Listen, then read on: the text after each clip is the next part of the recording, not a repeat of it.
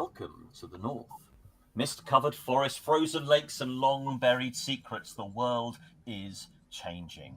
Railways spread. Science overtakes superstition. Cities rise along with the illusion of safety, but beyond the light, in deep woods and on windswept shores, something older stirs. This is Vaesen, a Nordic horror role-playing game set in 19th century Northern Europe. The players you see around me are members of the Society, a secret order cursed with the sight. They see what others deny. Creatures of myth and nightmare are real, but they do not like being forgotten.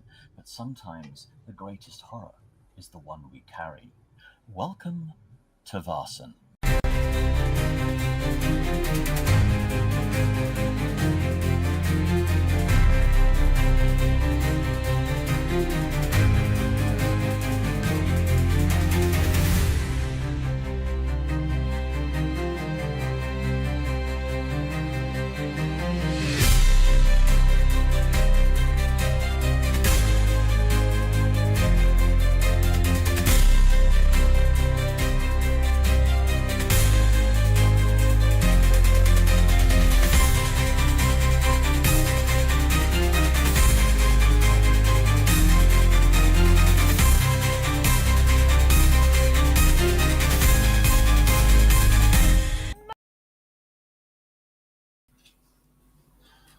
So in last week's episode, the castle itself seemed to exhale in the night, and the Society woke to find themselves lost in its breath. Each member drifted through their own version of a nightmare, their personal ghosts bleeding into the walls around them. Taika woke in a suffocating fog. Mirrors surrounded her, each one fogged, clawed, and reflecting everything except her. When she wiped one clean, yellow eyes blinked back from the darkness. The corridors twisted beneath her feet. The portraits on the wall showed only the backs of heads. A music box bit her fingers. An autopsy folder named her as both victim and suspect. Everywhere she turned, eyes watched, weeping black tears. Even her own handwriting betrayed her. Will she never forgive herself? Voices whispered her interrogation from every wall. Why did you run? Why did he let you leave? Finally, she found Julian's notes describing her as a patient under observation. But when she stepped through a shimmering blue portal, she found Maud instead, pale, distant, and standing before a faceless woman writing in water. They reached for the same pen, and the world fractured again. Julian awoke to his sunstone glowing and a note. He asked for you. We did everything we could. I'm sorry. The castle seemed empty. Food rotted on the table. Anna's note accused him of being absent again. Then a blue portal shimmered to life, and he stepped through to find Anna in a void. She tied her sheets around herself and vanished into darkness, leaving only her voice behind. When he reawakened, time itself had buckled. The abbot's portrait blurred, the grandfather clock spun backwards, and the infirmary filled with faceless, screaming figures. A message scrawled into the blood ordered him to choose. Only one can live. He worked furiously, saving one, losing two. The survivor's face twisted into Victor's. You save strangers and let me die, Victor said before dissolving into nothing. Behind a locked door, a cracked mirror dripped blood. Julian looked closer, too close, and was pulled towards it. Henrik awoke in silence. The castle doors no longer opened, its windows no longer shattered. Alone, he tried to help the others, find him by painting arrows in ink and singing loudly to the echoing halls. But when he opened a door, he was back in his old room at the Abbey, frozen in time, as if the abbot still walked the halls. He found a cassock bearing the abbot's seal, a child's drawing, and a letter he didn't remember writing. Then came the voices, his sisters urging surrender, Taika's urging defiance. When the door unlocked, he found himself seated once again in the castle's dining room, where only one place was laid, his own. Anna awoke to the ringing of a ship's bell. Julian had left a note. He left hours ago. You said you'd be right behind him. Her reflection was 10 years younger. Her coat attacked her like a living thing. Seawater filled her room, lapping at her bed. Out the window she saw herself, her other self, rowing into the distance.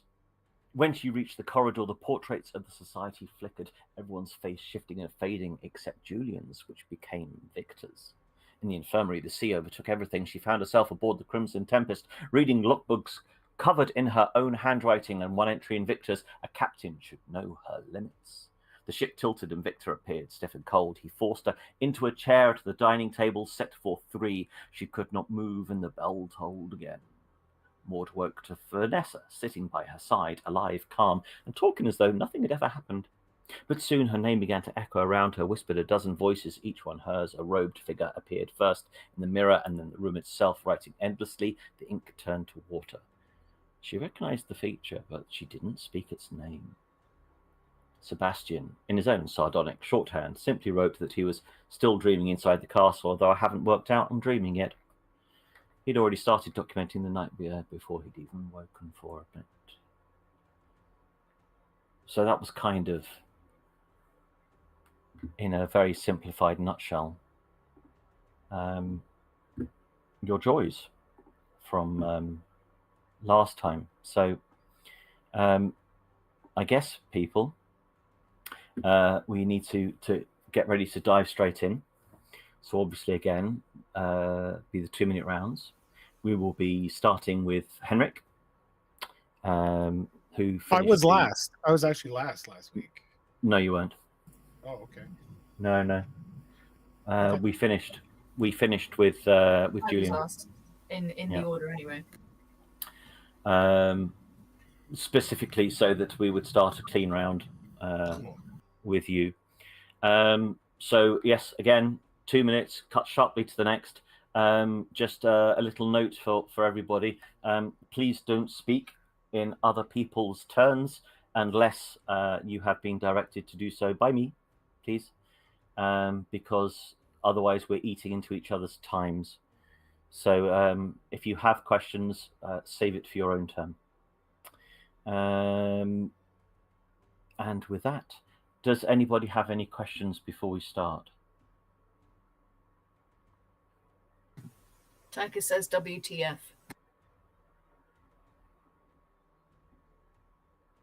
Really? Okay. So as we just said, we finished Henrik with you deciding to go into the dining room and sitting down and eating your food. So here we go. Well, I'm going to look at the food first Mm-hmm. before eating it. What is it? It's a very basic pottage. So just like a basic stew, really. Okay. Is it warm? Yep. And I have there's also the implement set out for me. Is there utensils set out for all the rest of the table? So your utensils, you have a knife on one side, and where you may expect to see a fork, there is instead a 3-pronged crucifix. Okay. I smell the food. Okay. You notice underneath the bowl, there is a piece of paper sticking out. Okay, great. I will look at that piece of paper. And on it is written, "Feed them truth, even if it chokes them." Okay, that's fair. I put that into my pocket and smell the food. Seems edible.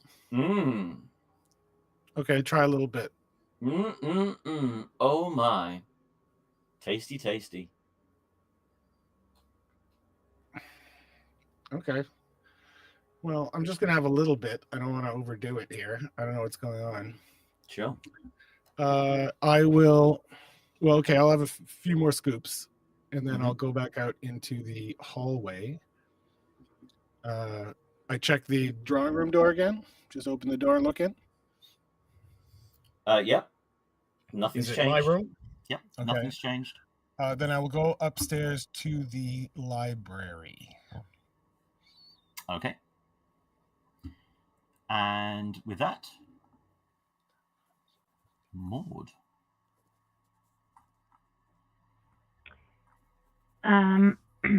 I've just stepped through the door with Taika, but not emerged with her. So, You wake in your bed. The room is dark. Maybe it's nighttime.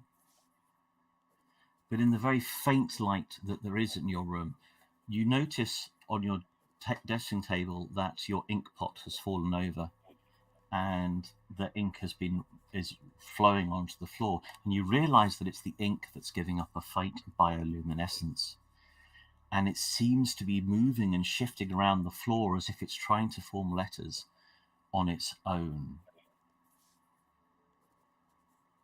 I am going to watch it while it decides what it wants to say.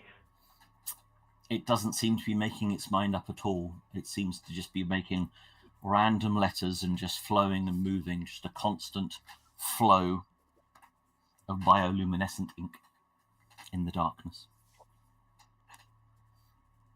Do I have any kind of bedside light, with matches or anything? I'm assuming we don't have electricity, but do we? Oh, yes, there is electricity in the castle, absolutely. Yes. So Okay. Well, you will have main electric overhead light, but you will certainly have a candle next to you. Yes, a candle lamp. So I'm going to light a candle then.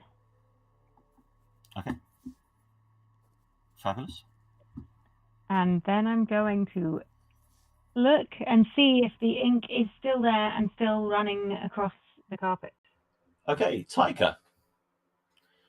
So you were caught in the light in the dining room, and you had the question asked of you. Answer the question, but obviously no question had been asked.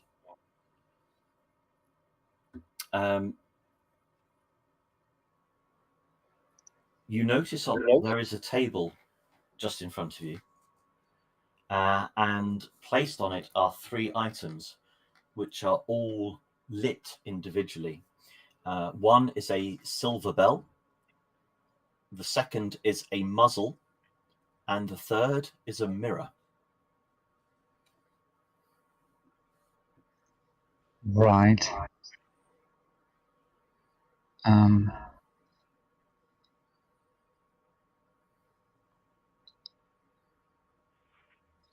I examine them in turn.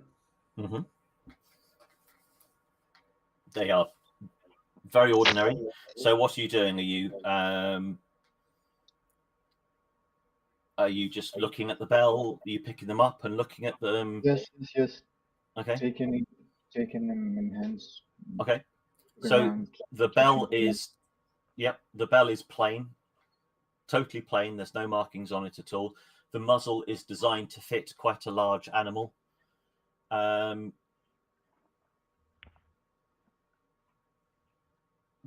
it looks like it would fit your head. It's that kind of size. And you look in the mirror?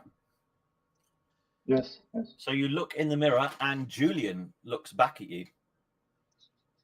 And he is mouthing something to you, but you can't work out what it is. What? Sebastian.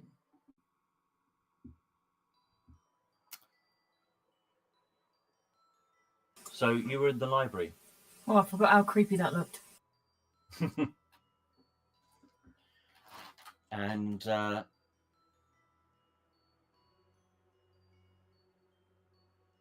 you were looking at the dates in the book. Oh, Sebastian seems to have disappeared offline again.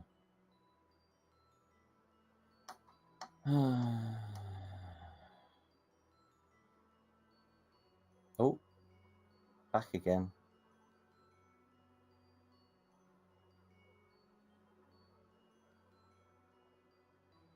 Sebastian. Sorry, I'm having the usual issues. Mm-hmm. So you were in the library. Yes. You were looking at the books with your name on it and lots of dates. Yes. Was it all dates specific to me individually rather than my family more broadly? The whole family. The whole family, yes, And sorry. there are future dates as well. That's right, yes. How far into the future do they go? Is it like continuous or just like the next, say, I don't know, 50 odd years or something? 5 years. Oh, that's reassuring. And was there anything else in the library that grabbed my attention other than No. that specific set of books? No, okay. No. As you look up from the book, you hear the voice of a child coming from behind the bookcases. It's your brother's voice. And you kept living. Why? It asks.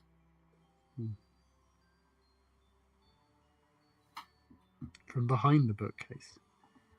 Yep. Anna. So you got pulled down to the table I did by Victor. by Victor and found yourself trapped. And suddenly the fork next to your plate, as you're unable to move, lifts itself up into the air, tings against the glass, drops back down, and you find yourself free to move again. Victor, what's going on? You abandoned your post. Did you think they'd follow you forever? I wanted to find you. I came to find you, Victor. And you think that allows you to abandon your post? They wouldn't come with me. I didn't have a choice, Victor. I couldn't leave you. Just a minute. Sorry, this is taking me longer than I thought. Julian, can you pay attention, please? And then a voice comes from the shadows in a corner. She followed her heart. We both did. Maybe that was the mistake. Julian? You see a shadow in the corner of the room. Julian, is that you? What? The shadow shifts and moves, slightly tilts. And you realise it's not Julian. It looks like the abbot. Oh, fuck! Anna's picking up a knife. I thought you were dead. You're dead. Give me a fear test. Ah, I'm too scared to roll fear. Oh no, I've got it. I've got a knife in my hand. I'm ready. Come on, mate. I'm taking your head off. It just You're sort dead. of... Victor died for you. What? Victor looks at you and says, "Was I the only one that died? How about those that died for you?" What? Am I out of time? The shadow in the corner laughs and disappears. Oh, sorry. Julian, you're up. So I've been yoinked through. Yoinked through the mirror. Where do I end up? No. You're literally just pinned against the glass. Oh. And then suddenly you stop. Your face is up against it, and then suddenly it releases. And I'm assuming you sort of pull yourself back a bit. Yeah. And as you pull back, you see the abbot stood right behind you. You felled them all. You just don't know it yet. Can I use my elbow backwards just in case? Suffer one mental condition. Oh, cripes. Is he still there? Nope. He is in the mirror. He isn't Okay. actually behind you, but you can see him. He looks like he's behind you, but you can only see him in the mirror.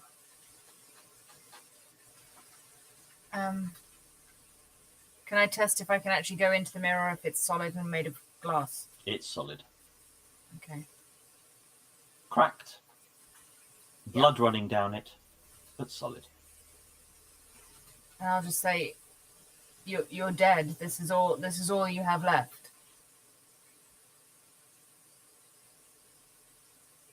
You're like a ghost hanging on when you know Give me a there's nothing vigilance left. roll.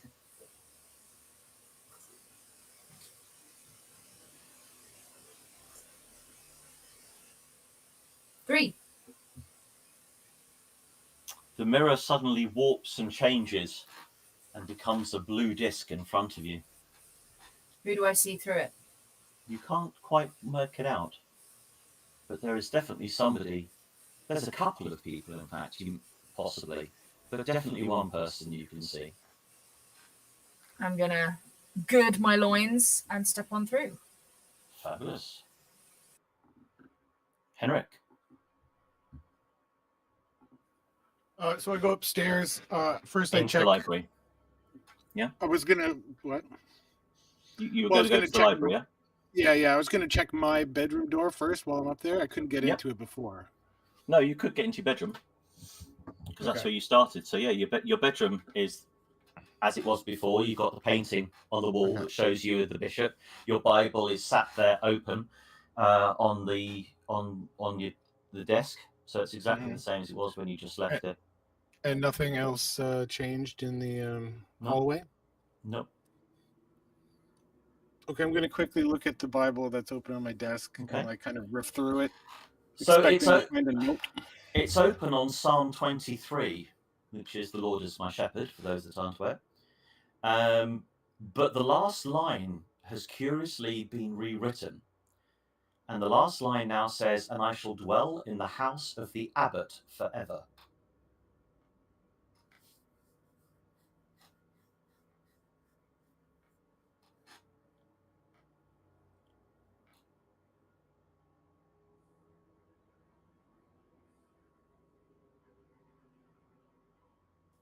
Oh, sorry, I muted myself. So I'm going to go over to the library, but I'm just going to crack the door and peer in. Okay. The library looks pretty much like you'd expect it to look at the castle. Although, however, all of the books are now the same colour. They all contain a red covering on them. Okay, I'm going to investigate the library and pull off a few books to see if they've changed on the inside as well. So all of them are labelled Henrik Gustafsson. And inside them, Maud. Obviously, Maud isn't inside them, but... So, Maud, you have lit the candle, and the ink is still swirling around doing its thing on the floor. And on your desk, you see there is a single manuscript next to the spilt ink. Is that across the room from me? Well, it's out of your bed. Yes, it's Yeah. it's across the Okay, room. I'm going to get out of my bed, carefully avoiding the swirly ink on the floor. I'm going to make my way over to the desk. Okay. To take a look at the manuscript. The manuscript is titled Maud Martin. And it's wet. The book itself is just wet. And every time you turn the page, it's blank, and then a single sentence appears and then disappears again. And each time, each page you turn, it's in a different place on the page, and the sentence simply repeats, "She was here."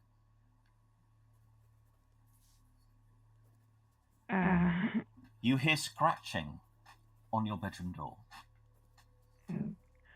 Oh, I'm going to go to the door and open it because I think / hope it's ghost. You open the door, and sat outside is a terrier. A Yorkshire Terrier with a big collar on it.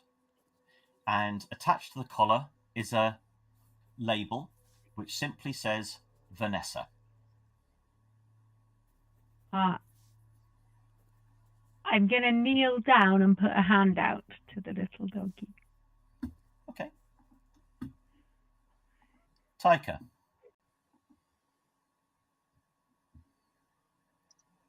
So yes, you saw Julian in the mirror, and he's mouthing at you.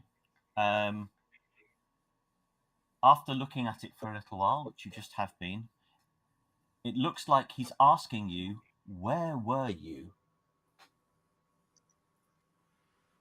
Where, when? Julian, what are you talking about?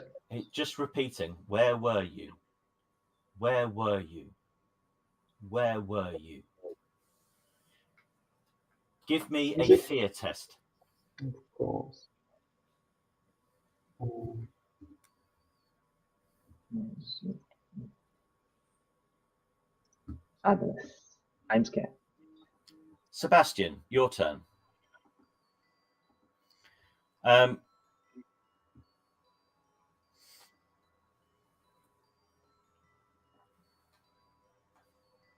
So, after being questioned by your brother like that, oh, he's gone offline. He seems to think he gets kicked every time the scene changes, which seems like the weirdest thing in the world. It is a bit laggy when the scene changes. Like sometimes it takes a while for it to load. So Okay. I can see that my timer is like 10 seconds behind Lexi, for instance. Or vice versa. Okay. Well, I'll just wait to see if because it just means that that Sebastian is getting about 1 minute out of his 2 minutes.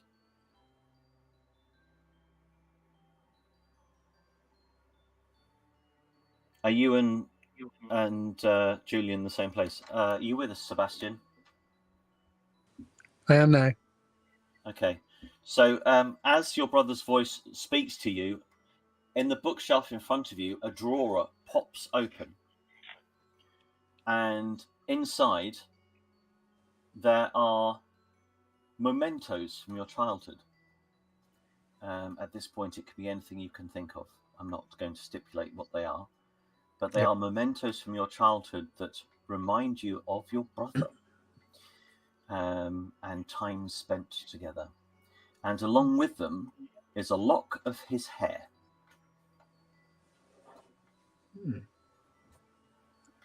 Have you tried downloading the app, by the way?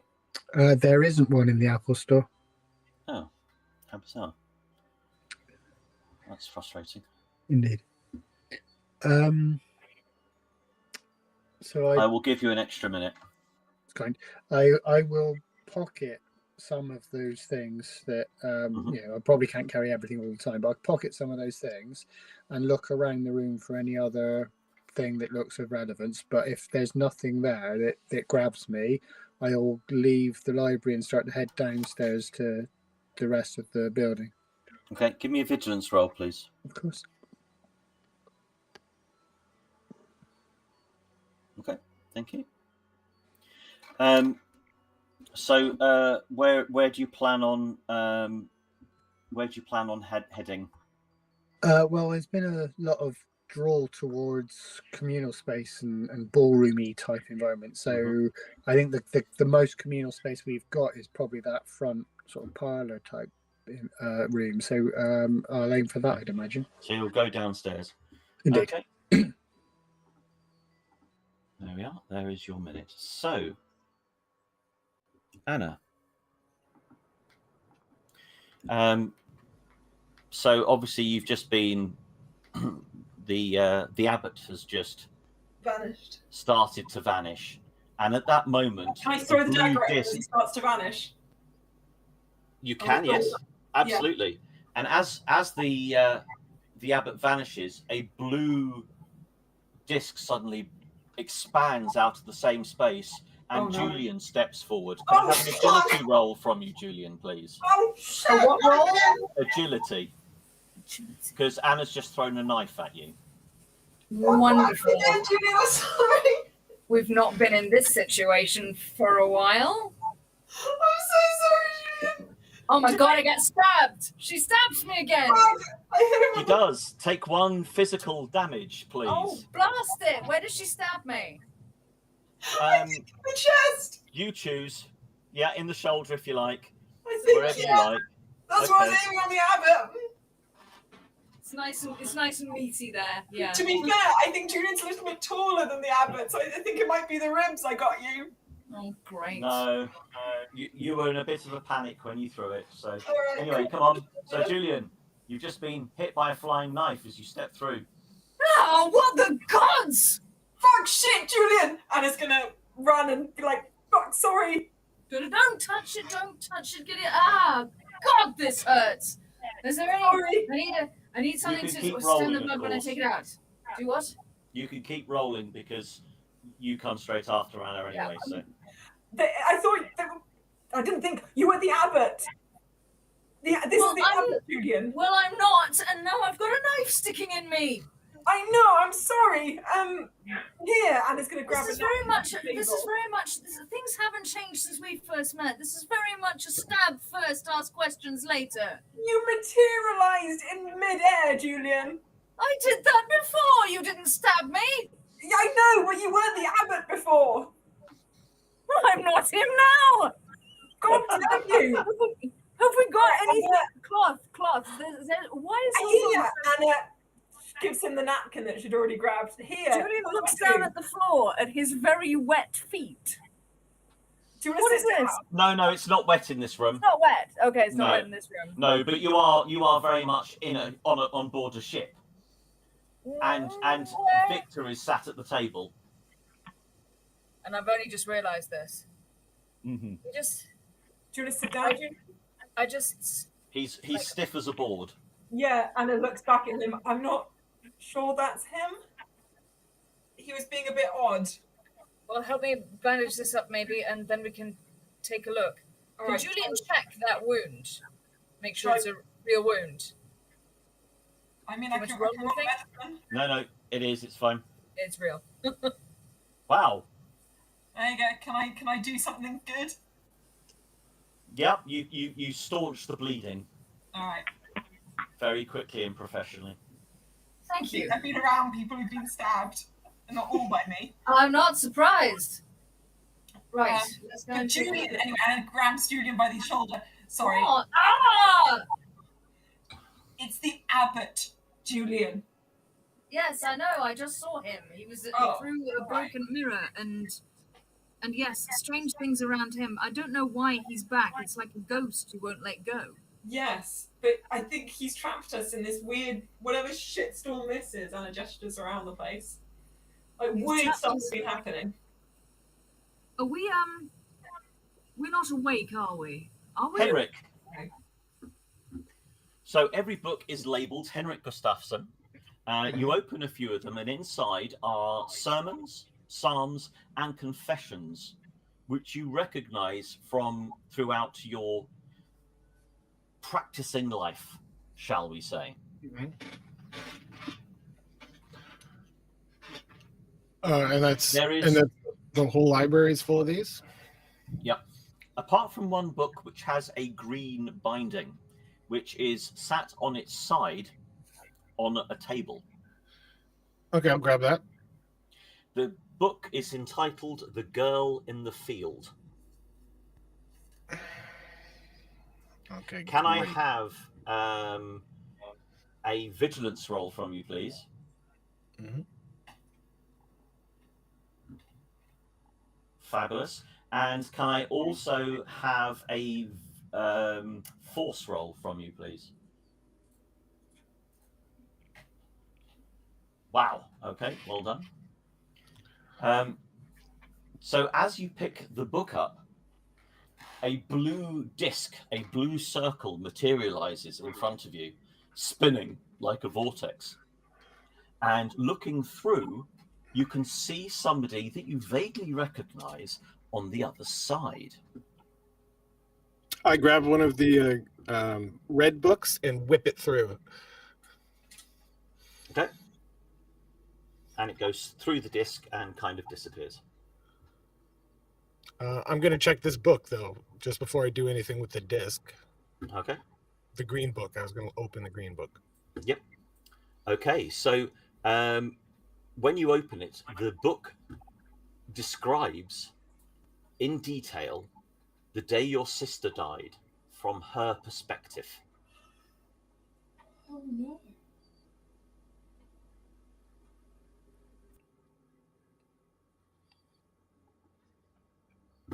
And Maud.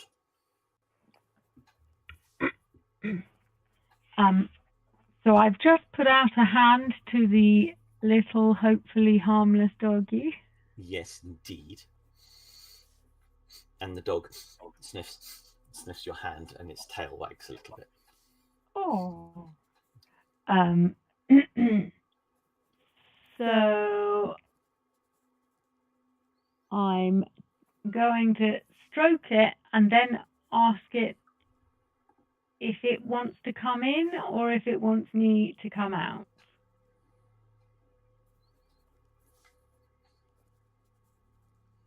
And it just stares at you. It's just sort of looking at you with its sat on the floor, its little tail is wagging. Okay, confusing. I'm going to scoop it up and take it back inside. Back into your room. Okay. Can I have a vigilance roll from you, please? Oh my god, is it going to turn into some sort of monster? And a force roll from you, please. Okay, thank you.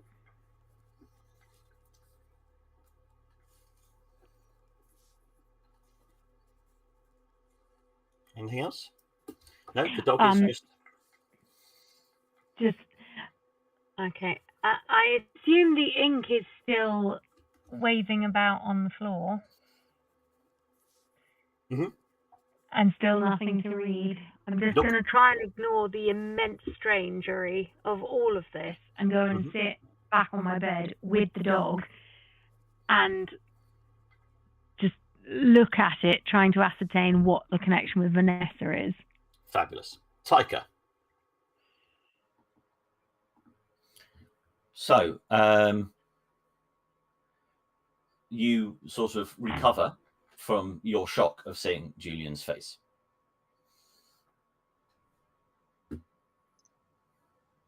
Great. Anything else happening in the room? No. Although when you put it down, a voice comes out of the darkness and it says, "Say it. You weren't ready." Ready for what? Who's saying it? What's going on? Oh. Right. Is the door open? Can I leave the room? Yep. Well, I'm leaving. Okay. I don't like it here. I don't like it here. So yeah, you can go out, of course, and yeah,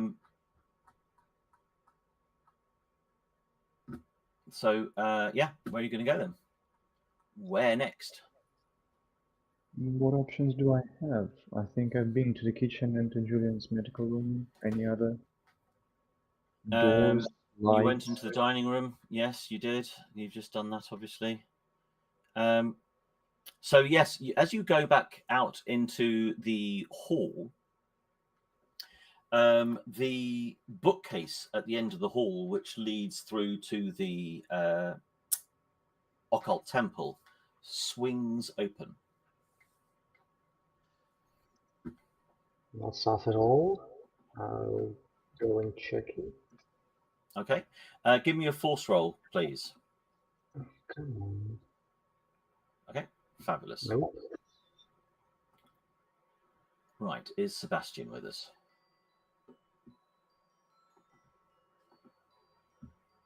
No. Here he comes.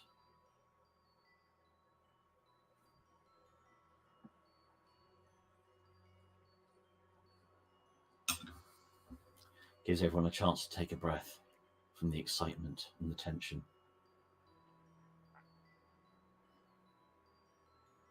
Do any of the rest of you have your sound on, or do you tend to have it? Do you have it off? Because I like the atmos. Okay, Sebastian, you with us? I am this time. Okay, fabulous. So I'd just been in the process of going downstairs after picking up trinkets. That's right. So as you go downstairs into the hallway, it is filled with very formal portraits. Some of them are from centuries old. Some of them are quite modern. but they're all faceless people. And as you walk past each of them, they whisper at you. You never cried.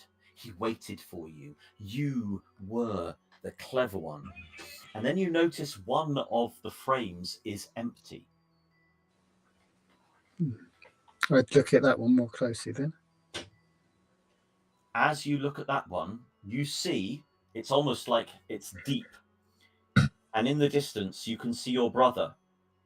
He looks over his shoulder at you, turns away, and walks off into the distance, where he slowly disappears. Give me a fear test.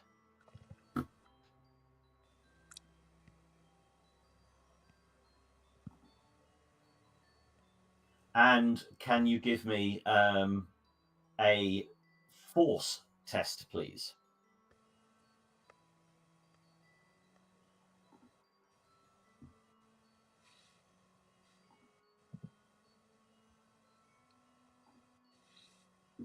So you get one mental condition. You just feel the sense of something grabbing you round the throat and pulling you into the frame, and you're pinned against the frame. Anna and Julian, obviously. Can I sort of like try and check out this this stiff Victor? Please do. And Tell me what you're doing. You're just going to put your hands on him and sort of check his pulse. And be careful. So you find that your hand passes straight through him. You're unable to touch him at all. Look over my shoulder at Anna to see her reaction. Anna reaches out and touches Victor. Yep, not a problem at all. Anna prods Julian. Yep. That's fucking weird. Julian prods Anna. Yep. Ow! Alright. Sorry, fair's fair. Can you... Yes. Anna waves her hand in front of Victor's face. Victor? He's just like a mannequin, totally frozen. There's all this, Julian. She's going to direct attention to the logbooks. This is my cabin, and I've written about you. She holds up one of the logbooks. As in before you met me? I think so. I'm not really sure with this whole dream, whatever state that is, but it's sort of, it's Victor's name, your name, Victor's name, and it's all a little bit muddled. So that was in a different room, and you didn't take them with you. Okay. Yeah. So I'll describe that before there was things. And but you could always leave the room. We could, but last time I did that, Taika left me. No, it was Julian with you again. Yes, with me. Yes, last time you were there, and then I vanished. Sorry, it's been a long. And then it was like we were both made out of mist. Yes. I don't think we should split ourselves up if we can help it. Do you think this is the mirror thing again? I don't know. It was a thought that I had. Keep going, because you have another 2 minutes for Julian's turn. But this. Well, if we find that particular mirror, we'll have that first answer. That will at least be a process of elimination. Anna looks around. Is there a mirror or a reflective surface in this room? Nope. Oh, sorry, yes, there will be a small mirror, but not a particularly big one. Anna picks it up and has a look at it. Anything? You can see yourself looking back at it. I take a look over Anna's shoulder. You are not visible. Huh. That's odd. I saw myself the day that I was turned into whatever I am. I saw myself like that in the mirror. In the dining room. What do you mean turned into whatever you are? The day my life changed, the day everything changed. I was in battlefield regalia that day. I saw myself as I was then before anything happened. I saw myself, I was younger, but I was still this. Julian, I saw the red coat. What red coat? You remember before we were looking for Victor that people had said they'd seen a woman who looked like me in a red coat. Right. I found the red coat. And it's never been yours? No, I've never owned a red coat. Anna gestures at the coat she's currently wearing. She's like, technically the blue coat isn't mine either, but we'll gloss over that. That's fine. Yes. How do we? Don't leave any random doors, all right? Don't leave me here. Can I have a force roll from both of you, please? I don't like it. Oh, Anna's so strong. Okay. Feeling's Thank not you very bad. much. Okay, Henrik.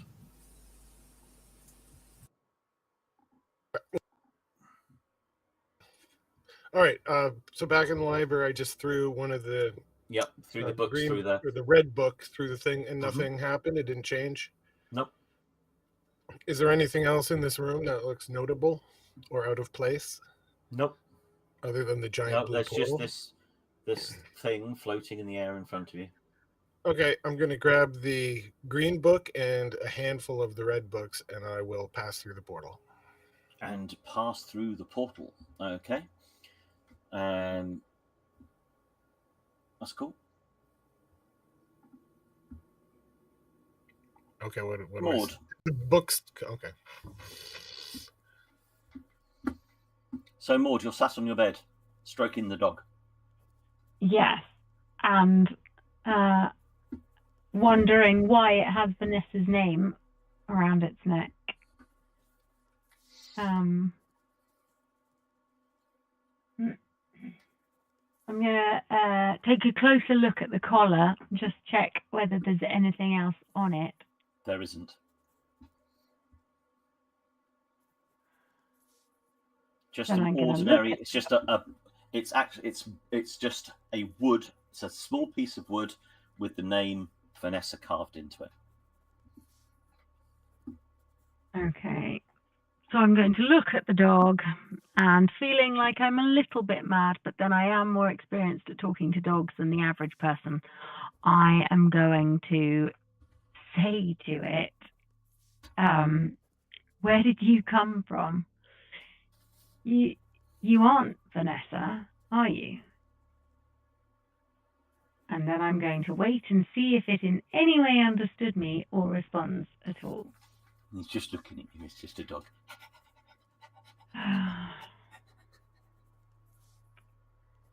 Okay. Oh dear. I could stay here with the tiny dog and the wiggling ink, or I could venture out into the House of Horrors and see what happens out there. These are the kind of choices that Life choices. becoming all too familiar. All too familiar, these choices. Mm. I'm going to look at the dog again. It's giving me nothing, and I'm going to ask if it wants to go for a walk. Come on, then. And I am going to lead it to the door. Taika.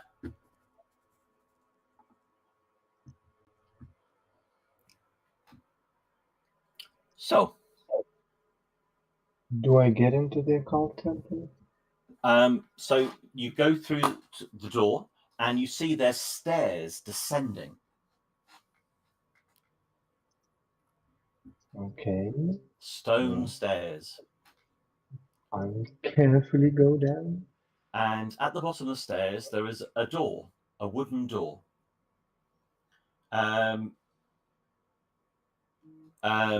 And carved into the door, sort of looks like it's been hand carved with a knife or something. It says Taika.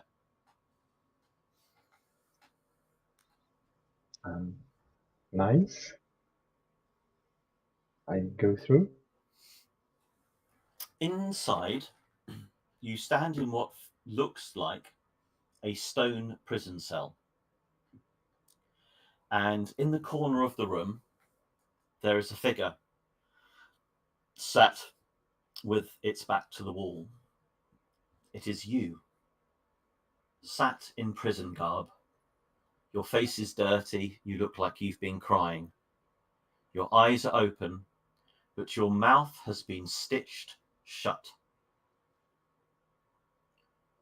In the opposite corner, there is a tall silver-framed mirror. And across the surface of the mirror, bizarrely, it looks like there are deep claw marks, almost taking gouges out the mirror, but it hasn't broken the mirror. There's just literally claw marks going from top to bottom. And your own reflection stood in the doorway reflects back, but you appear to be breathing really heavily in the reflection. Right. Sebastian. So let's wait for Sebastian to get back online. Oh, just in case.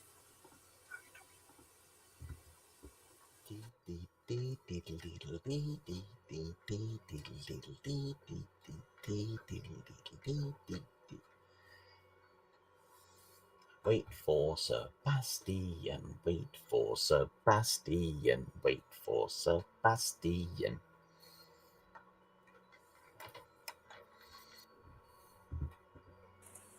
It is low-key hilarious that nothing he has works properly. I don't know what he's... Wait for Sebastian. It's like one of those low-key curses. I'm here. Right, so Sebastian, you find yourself able to pull away from the mirror. And as that happens, you're aware of a light behind you, a blue glow. And as you turn around, you're confronted by Henrik. You're going to throw a book at me. He stood there holding a collection of red and a green book. Red books and a green book. You can unmute yourself, Henrik. Where have you been? Are you real? I throw one of the books at him.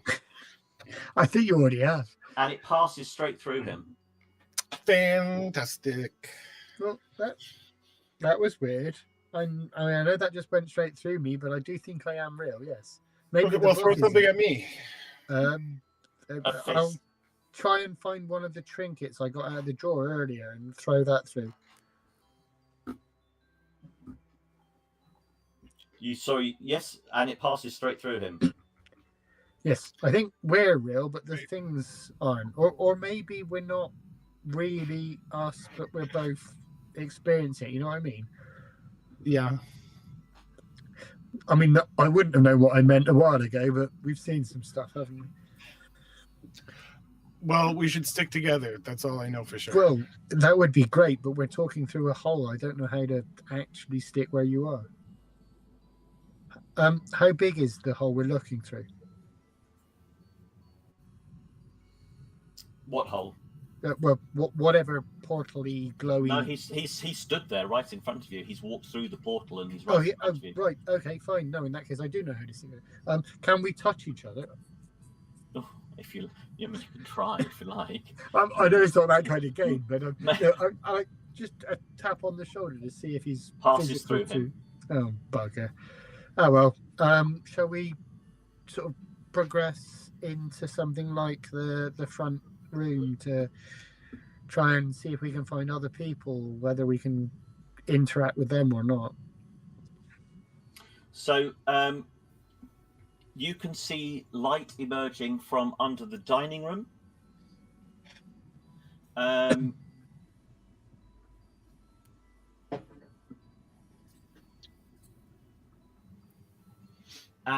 at the end of the hallway, the bookcase which leads through to the occult temple is also open, and you can see a light coming from through there.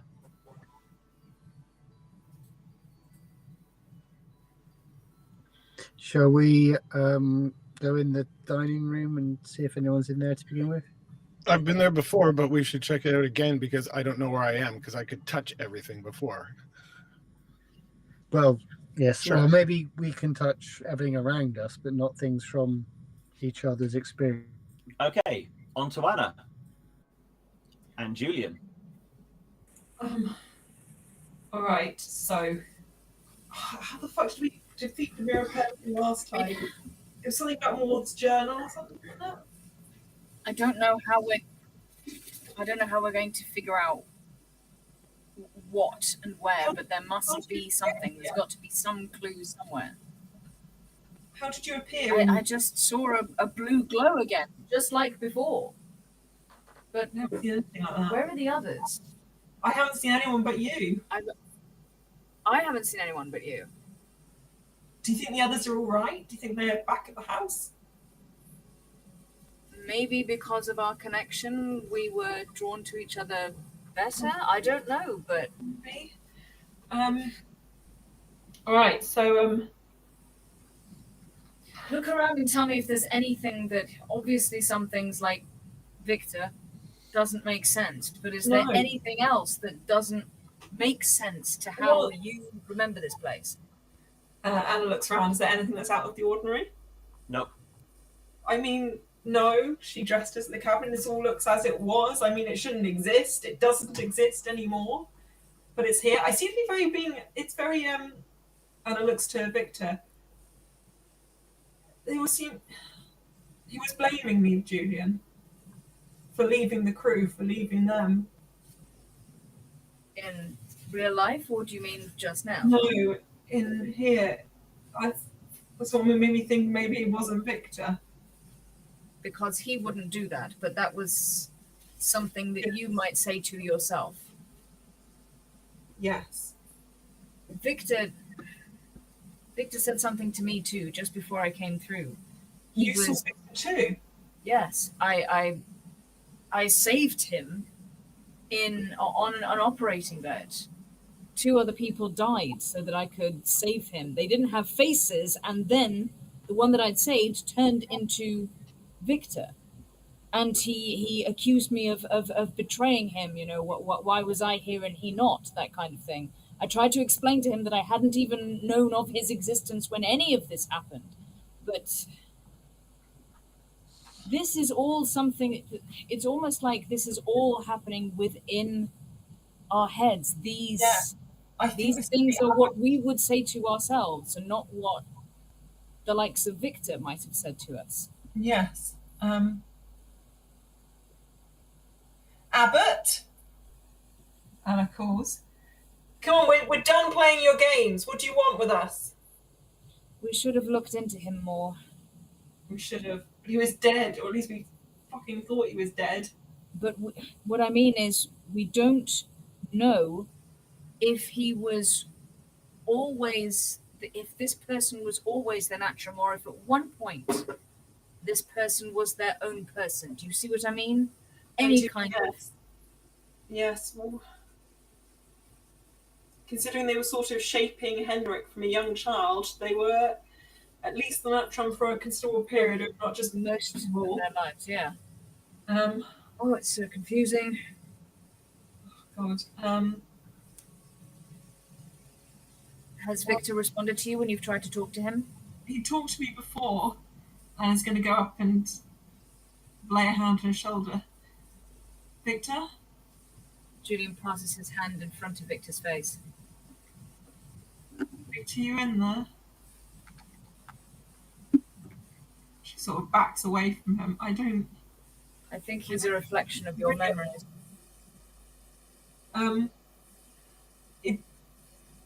So it hurt when I stabbed you, yeah? So I shouldn't do that again?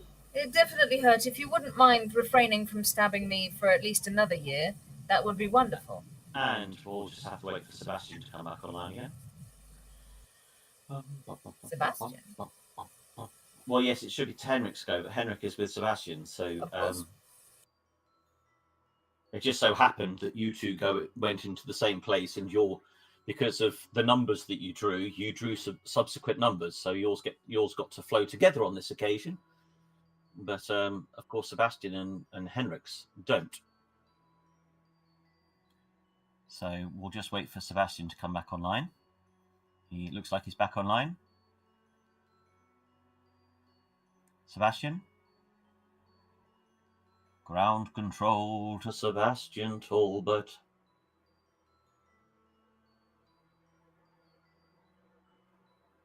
Sebastian?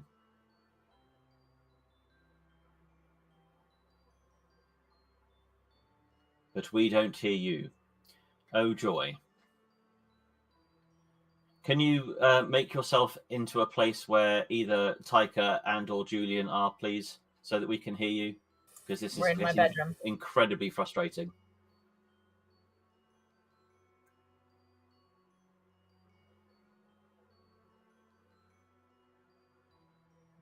Do do do do do do do do do do do do do do do do do do. Yes. There is a Sebastian, right? So, you were going to go into the dining room, weren't you? Yes. Was that what you guys had sort of decided to do? Okay. Yeah. So you open the door to the dining room, and the dining room table is no longer there. In its place, there is a black desk with parchment laid out in front of it, and stood next to the desk is a man in very formal wear, with a wig on his head, and he's wearing robes, and around the walls of the room are pictures of dead people. And he says, good of you to join us. Please, come in. So, just in time for your for the will reading. Sebastian Talbot, yes, to the one who remained, we leave nothing but memory and dust. And he proffers a pen towards you and gestures to the parchment. And does the parchment have writing on it? I'm guessing there's also a point for a signature or something, is there? Exactly, yes. Right. Can I have a vigilance roll from you, please, Sebastian? Not from where I've just had Oh, to. right, yep, good point. I shall do it for you. Hang on.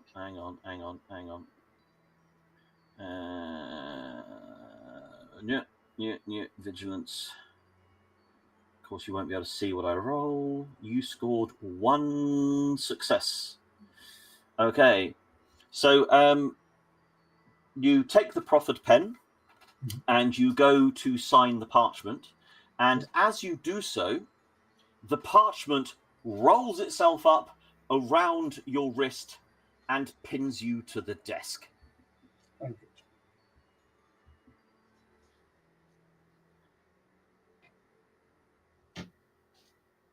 Henrik is kind of obviously stood there going, what the actual?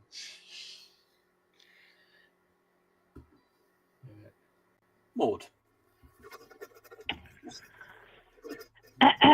So me and the tiny dog, we are going for a walk. Okay. So you leave your room and go to the spiral staircase that leads down to the next floor. But it just seems to descend into shadow. And as you go down them, it just seems to keep going and going and going. And every so often, there's like a little half landing of a few steps before it continues. And on each of these half landings, there is a portrait of you. But again, as you've seen, they aren't captioned with your name. They either say Varela or George on them. And they all show you in different postures, as if you are posing for a portrait. And then you eventually reach one where there is a picture of you, but the plaque with the name on it is blank. And scratched into the frame of the painting, someone has scratched with a knife or something similar. She had a name once. Can I have an inspiration roll from you, please? Ah. Okay. You And stole my can inspiration last I time. have a vigilance roll from you as well, please? Okay. Thank you very much. Taika.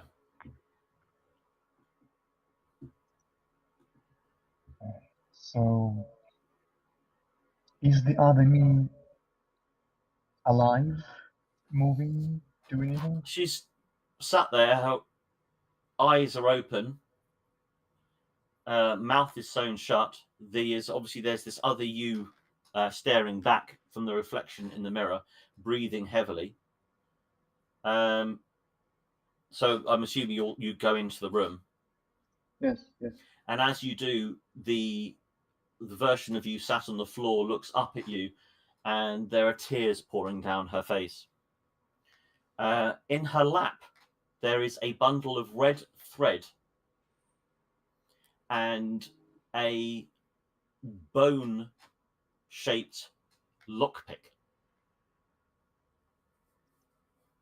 Bone-shaped lockpick. Mm-hmm. Made out of bone, sorry. A bone lockpick. Okay. But as you walk into the room, something else you notice is that your reflection in the mirror doesn't move. The reflection in the mirror still seems to be stood in the doorway.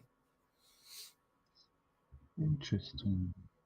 I will come closer to my double and carefully try to examine the thread and the lockpick.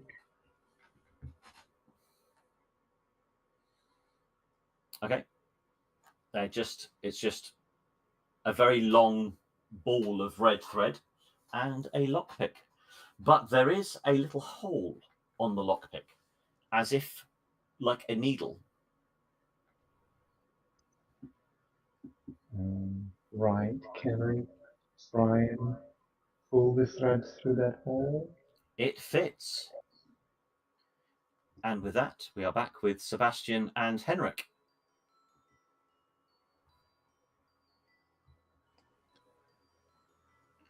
So, I'm assuming Sebastian is still with you, Julian? No. Taika? Okay. He's sort of coming and going, I think. Oh, right. Okay. Oh! Are you back with us, Carl? No, your sound is still not working. Okay.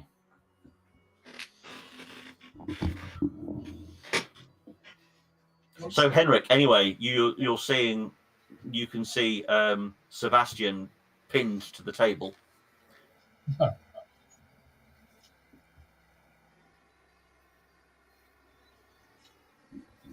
Yep. So, hey ho. Well, I know what I want to do. Well, So yeah, I got confused. I heard Henrik being told Sebastian was pinned to the table. I wasn't sure if. yes, you're there. Because you're together, aren't you? Yes. So I mean, I'm just waiting for you to join. I'm going to try and pull my arm away from the table. Give me a force roll. You'll have to do that for me. Oh yes, of course. Next time I'll pull my patsy, then I can. Yes. You pull your hand free. And step away from the table and give myself a bit of space. Indeed.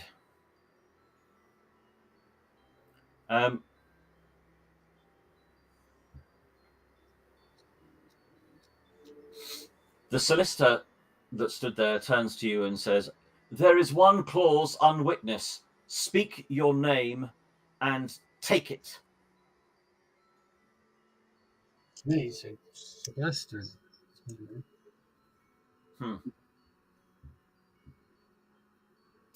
Give me... Oh, I shall have to do it for you. I need a force roll from you. Another force roll.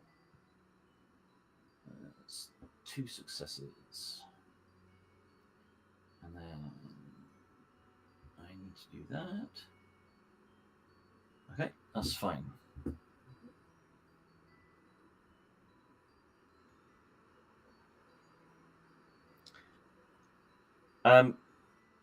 So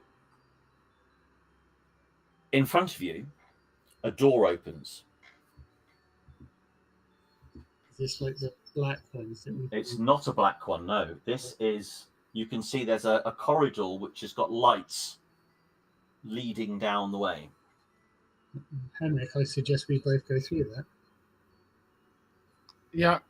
And also maybe not sign anything without reading the entire thing first. I mean, to be fair, I don't think I got as far as signing it. No, you didn't. Okay. Yep. You walk through the door.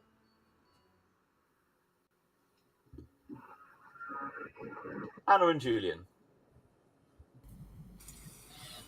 Anna looks around the room being like...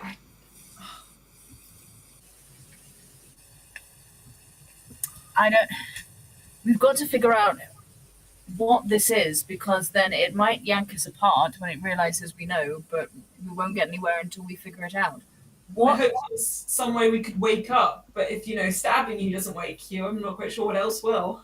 I'm afraid it really doesn't. I do sort of wish that it had, and this wasn't there, but here I am. I wonder what it'll be like if we are asleep and we wake up. Yeah. Oh, God. And again, going to go and try the windows again. So you go and try the windows, and they are tightly shut. What room did Julian, where did you come from? Be quiet for a moment, please. Right.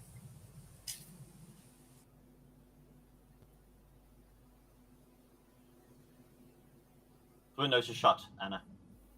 Okay. I'm just going to go and open the door again. Where is the door leading back into the car? As you turn round to go through the door, Julian has disappeared. Julian! Julian! Fuck, no, come back! Damn it! Oh, God, damn it! She kicks the table in frustration. Victor, she's going to shake him quite roughly to see if she can snap him out. And he just sort of wobbles like this. Stiff as a ball. She's going to go through the door. So you're going to go back out into the hallway. Okay. Damn it. Julian! What were the other doors that were lit up? Well, we shall find out shortly. Ah! Because Julian... So, you reappear. Am I back in my infirmary? Mm-hmm. Julian gets really pissed off. No, for God's sake. I look back at the storage and look into it. The mirror is there. Is it still shattered? Mm-hmm. Can I see anything else in it? Just you. I'm going to pick the mirror up, even if it is broken and hurts. You can't, it's attached to the wall. I scour around for another reflective surface that I can use. Okay. There is you don't find anything in the cupboard or in your medical room. Obviously, the scalpels kind of have a slight reflective surface, but that's about it. It's not the same thing. Can I really try to rip that thing off the wall inside the storage cupboard? No. I go out into the hall, seething with rage. Okay. So there is a light under the dining room and the kitchen. I run into the dining room because that's where I saw the mirror last time, even though I threw my sunstone at it. So you run into the dining room and you emerge into a long, large mess hall.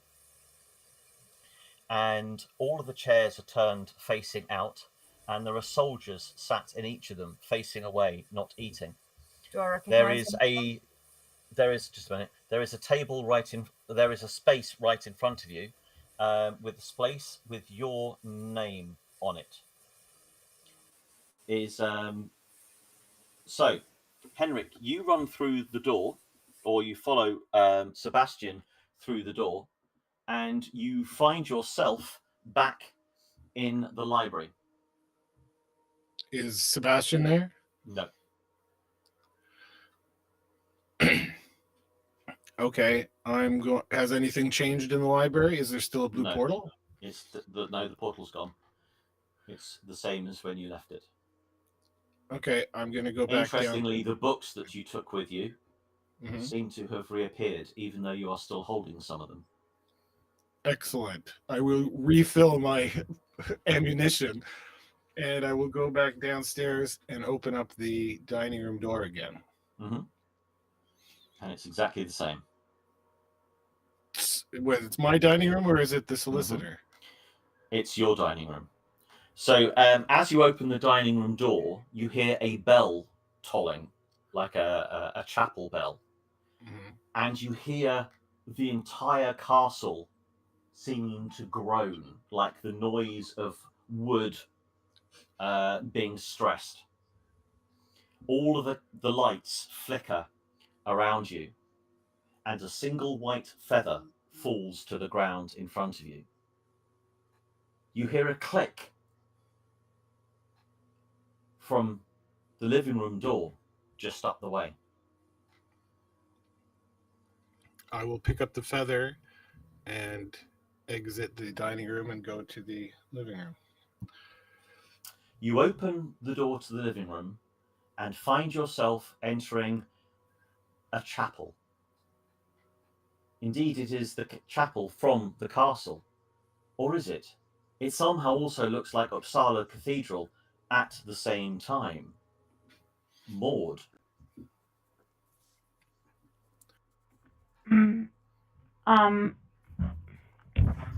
So I'm So- on the endless spiral staircase looking at Yeah, the scratch frame with tiny dog. and when you pull yourself back, you realise that you're almost at the bottom of the stairs, and it goes sort of back to the normal castle first floor where everyone else's, all the other bedrooms are. Once again, you see that there's a light coming from under the library door. Otherwise, you can proceed down the stairs to the ground floor with your little yappy type dog.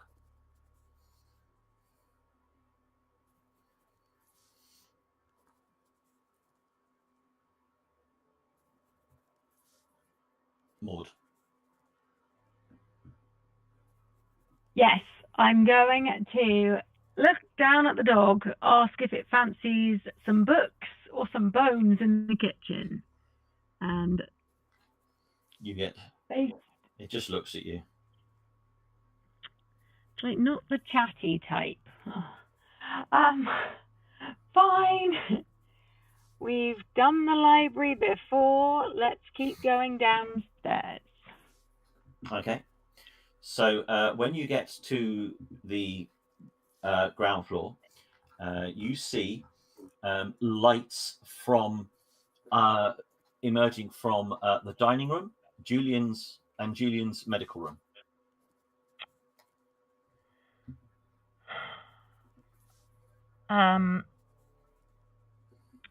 I am going to go to the medical room first.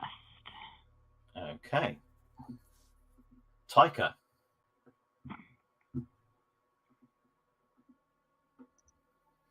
So you are in your in the cell. You've threaded the red thread through the bone lockpick needle thing. Mhm. Can I touch my double? You Is she can. real, so to speak? Mm-hmm. She kind of sort of strains up towards you. Because obviously her Exactly. mouth is stitched shut. Good lord. Be a check. No, stop it. Don't try. I will look at the mirror. Is it like I'll change the mirror? Am I appearing in it at all after I moved from this body? So, as you approach the mirror and touch it, it's hot to touch, like almost burning hot. Oh, And as you touch it, the scratch claw marks down the mirror and the frame glow faintly.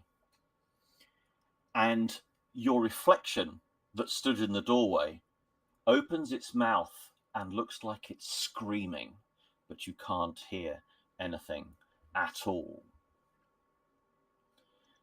Give me a fear roll, please, Taika.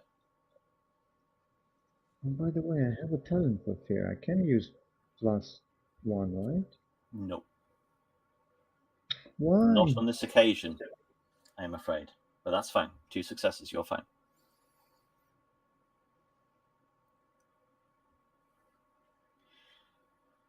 You see behind you the abbot. No. And now we'll just wait for Sebastian to get back in. Did we want to take a quick break at the end of this round? I tell you what, do people want to take a quick break now? Because if we take the break whilst we're waiting for Sebastian to get back online anyway, then he can have his full 2 minutes at the end of the break. Yep, How does that sounds sound to people? Let's do that. Okay, so 1:45 the hour. Does that work with everybody? Yep. Yep. Okay, so okay, people watching online, we shall see you in just under 10 minutes. See you soon.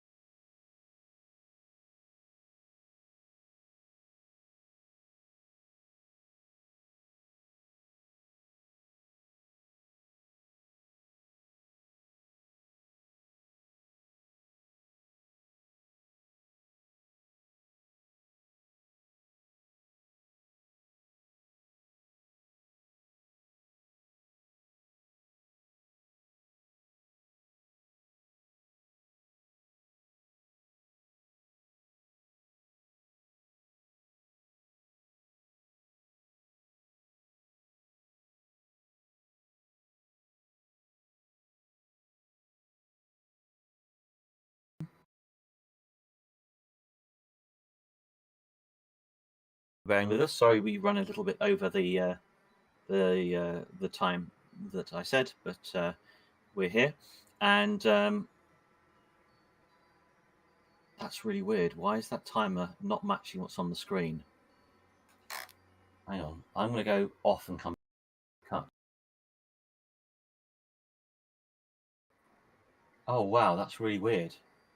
Okay, so Carl, Yes. Sebastian, you go down the corridor, and Henrik disappears from beside you, and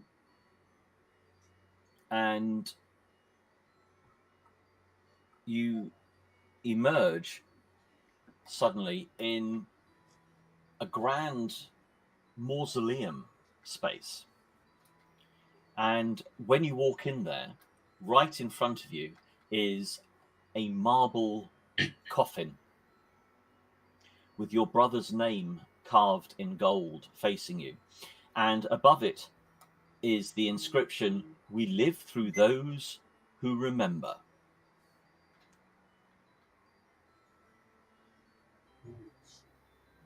So can I look around myself generally in the mausoleum? And if I don't see anything specifically of note, then I'd like to look closer at the marble coffin. There is nothing else in the room. Okay. And is there anything that a closer look at the coffin bears me? Nope. It has, the lid isn't sealed, so the lid, it's obviously got a lid on the top, but it hasn't been sealed, and there's nothing else written on it or marked on it in any way.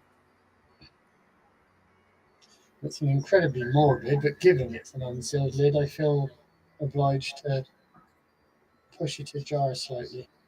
Okay. So as you push it to one side, you see your brother lying in there, looking freshly dead. He's not like a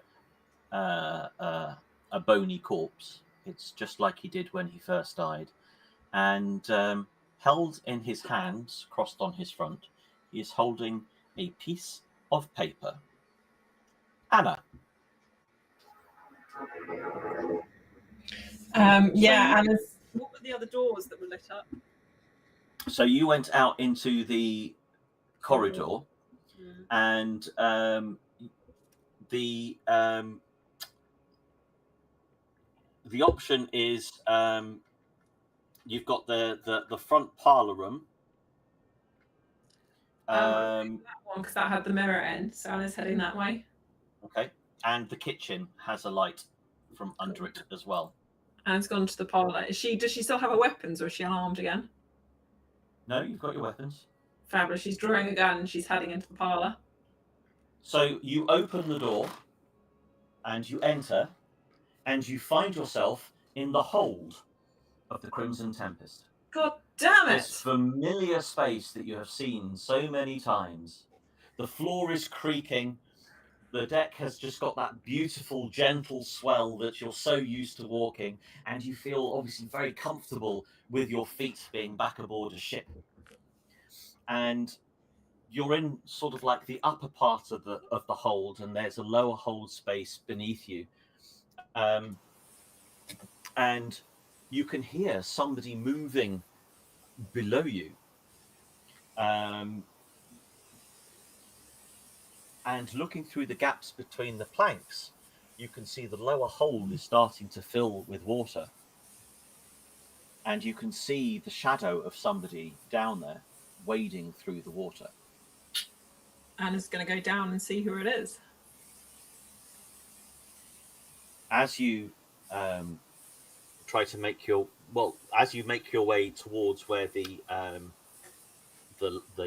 ladder is to descend, you almost hit an unseen wall and you're forced to stop. And the water levels suddenly start to gush, and you can see water coming through the planks at the side of the ship and gushing down into the space below. And you hear a voice go, "Captain, abandon the ship? Do we abandon the ship, Captain?" And you recognize the voice as Salty. Salty, get on the ladder. The ship's going down. I can't find my way, Captain. Can we abandon the ship, Captain? Yes, abandon ship.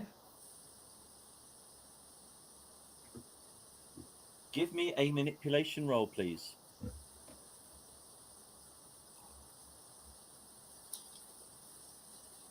Okay.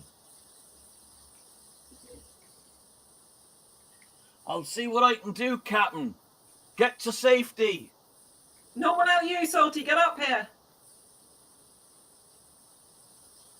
Suddenly the water is now, you find it's coming up to your feet. Damn, and it's going to try, like, pulling up floorboards to try and get, so you can swim up. You can't. And it shoots You the can't floor. access. Give me a force roll.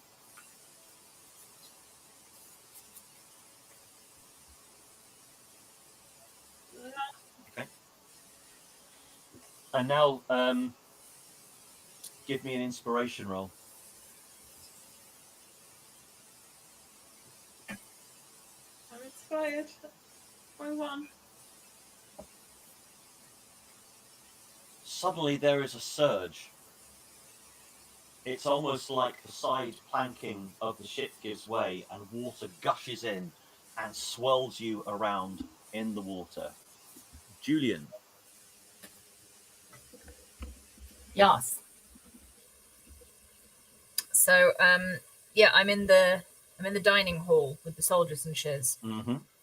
And there is a place clearly set for you right at the front of the table.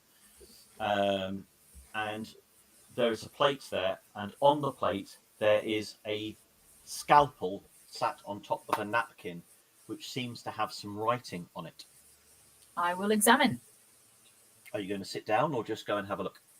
I'm going to go and have a look. Okay. And the napkin bears a note which says, "This seat was always yours." Can I have a look at that scalpel? As you pick up the scalpel, give me a vigilance roll.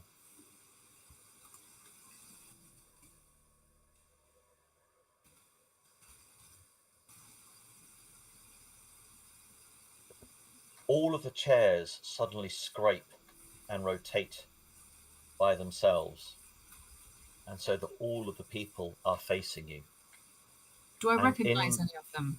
All of them. They are all the people that have died in your mysteries since you started working at the castle.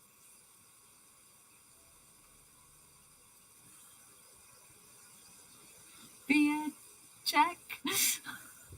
Mental health. Decimation. Henrik. So I just went into the library, and it seems exactly the same as, except some of the books have been replaced. Yes. Right. Okay, I'm going to take out the green book and start reading it again. No, hang on. No, it wasn't. You went into the living room. Okay, living room. So what's in there? And it looks like a cross between the castle chapel and Uppsala Cathedral. Oh, right. Okay, I go to the And the windows, there's bright light streaming through the stained glass windows, and at the altar at the far end is the abbot stood there. He opens his arms wide to you and says, "At last, the sanctum is complete. The rest will follow." And around the room, there are statues of all the saints that you recognize, except for one. Near the top of the cathedral, one of the saints is you.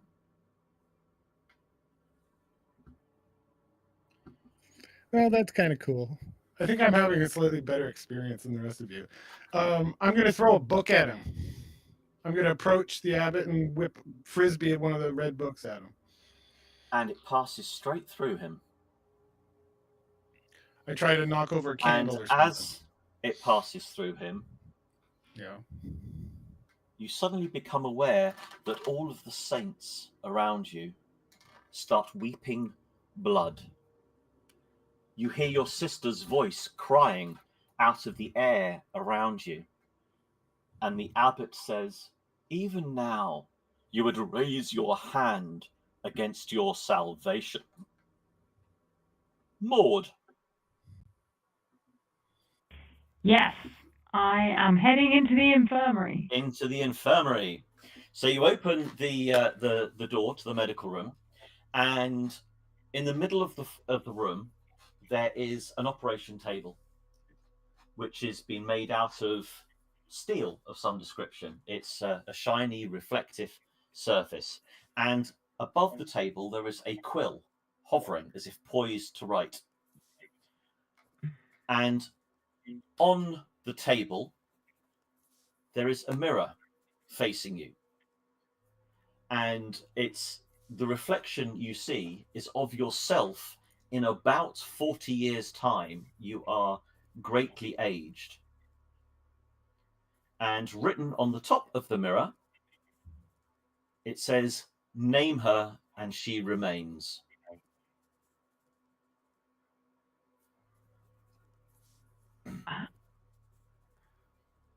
Are you going to walk into the room? Yes, I will approach the table with the floating quill and the mirror me. As you approach the mirror, you start to see more in the reflection. And behind you, sat just near the door, you see Ghost. However, she is somewhat opaque and slightly translucent. And the longer you stand there, you see she is slowly fading away.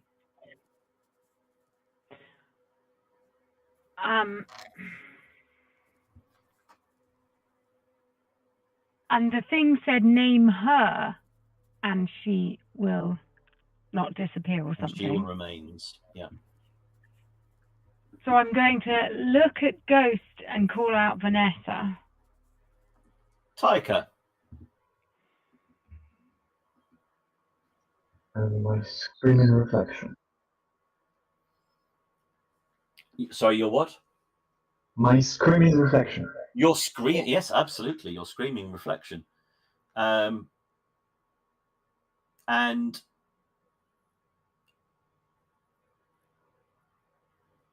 give me a vigilance roll, please.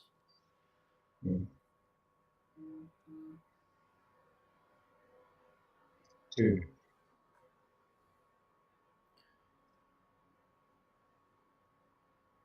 Your double on the floor is making noises at you.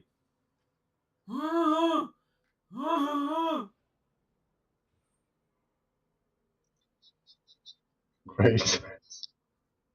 Do I? What is her mouth sewn with? Just a thread? Yeah. Do I have anything to cut it? All you have is what is in your hand. Potentially, the lockpick can be sharp enough. Anyhow, I get to my knees and try to help her. Give me an agility roll.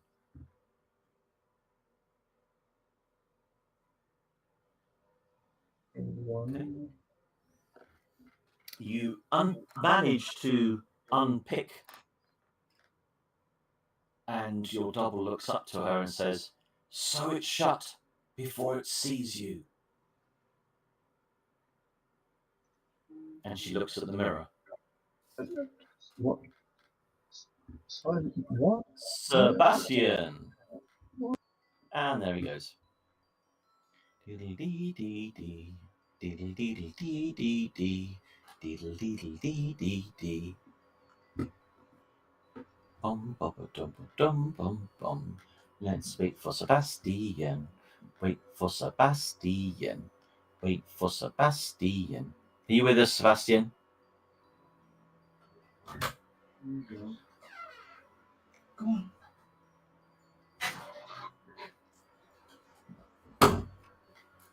Sebastian.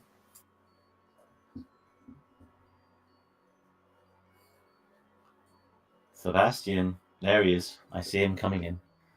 So yes, once again, Yep. everything was working my end except the mic. Yeah. Okay. So, yes. So, you opened the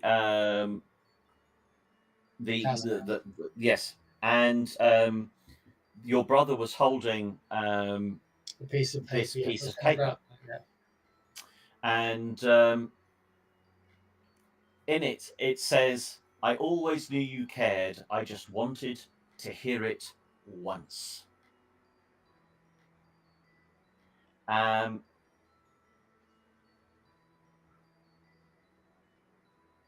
Give me an agility roll.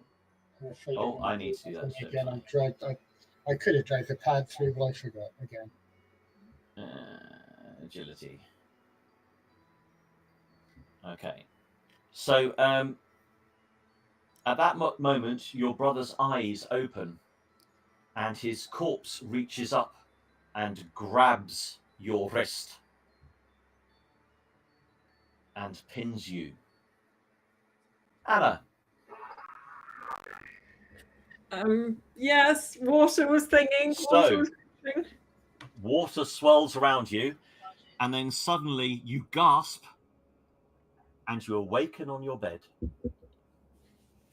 Anna sits The bolt sound of the waves you can hear behind you, and your bed is just gently swaying, and there's deck boards beneath you. You are lying on the deck of the Crimson Tempest, half wrecked on the sea. You can see in the dark some islands not far away. Your coat is wrapped around you quite tightly, and you realize that it is sewn together. There is a cutlass lying on the deck next to you, with a note pinned on the edge of the blade. I read the note. This time, choose what to lose. V. The air smells of brine and burnt rope. There is the moon frozen mid-rise above you. And somehow, in the distance, you hear the sound of a kraken's roar.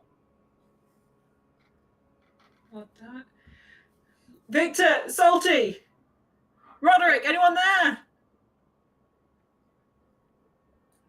You And don't it's going to try hear and stand up anything. in the wreckage. The ship isn't quite exactly the same as you remember, but we shall find out more next time. Julian. So all of the people who on our missions have died. Yeah, all the ones that have died since you first started. So you've got the barkeep, you've got the farmer and Franzi, and yeah. And Are they saying anything, or are they just looking at me? They're just staring at you. I'm going to try my best to look past them and see if that same mirror is at the other end of the diamond. Give me a vigilance roll, please. Vigilance, the doggo. 1. As you're looking around, you're suddenly aware of the chair behind you coming to shove you into the table, and you just managed to sidestep it just in time. I turn around and look and see, like, if there's any force behind. No. Is there a mirror there? No.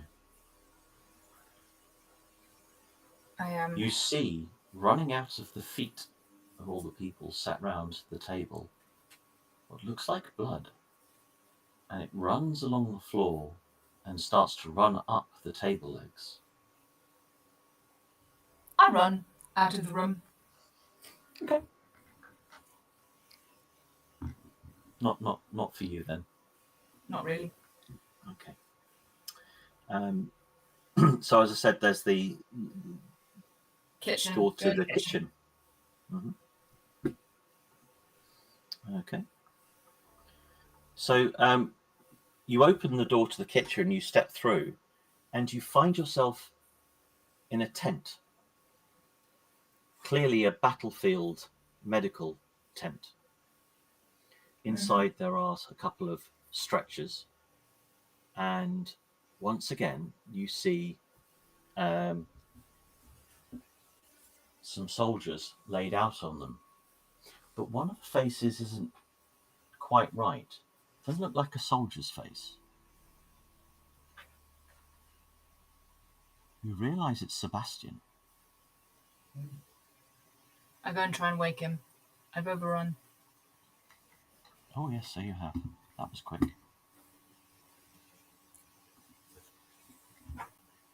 Henrik. Is my statue also crying blood? No. Can I see what my statue is like holding, right? So they usually have like a book or a Crozius or something. It's holding your Crozius. Cool. And the abbot is still talking? So the abbot lifts up a chalice that's in front of him, and he holds it towards you. I would like you to give me an inspiration roll, please.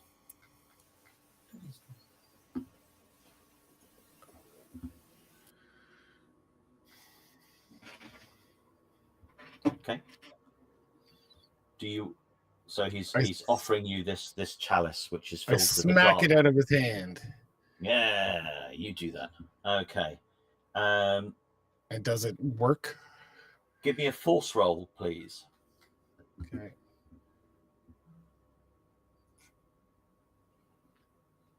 A 0. Okay. As you smack it from his hand, you feel like something has rushed through your body and applied the force, and the chalice goes spinning across the room. However, you feel a slight dizziness left behind by it. Lose 1 point from your investigation skill.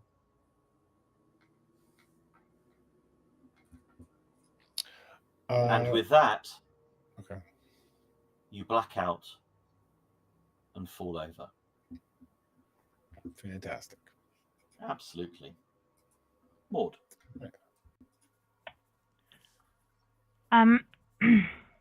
So I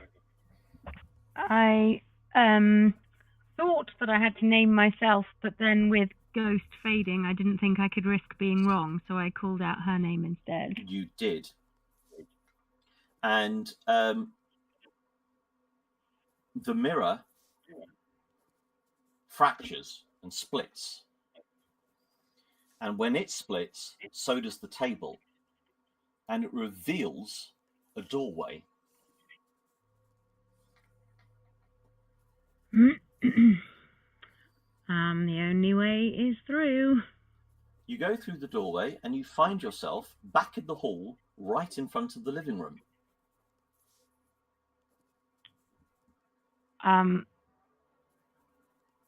Is it the other light was in the dining room, wasn't it, before? Mm-hmm. But the living room has a light shining under it now as well. Okay, in which case I will open that door as well. Okay. So you pass through and you find yourself in the castle chapel. The pews are full with women. They have their back to you because obviously you've come in the back. But there's all women lining up, facing the front. And where the altar should be, you realise it is your sister's bed from childhood. And standing beside it, you see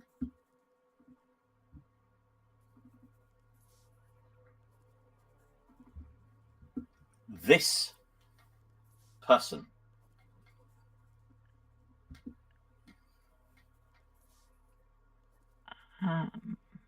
And the half that is visible looks like Vanessa, and the other half doesn't. Taika.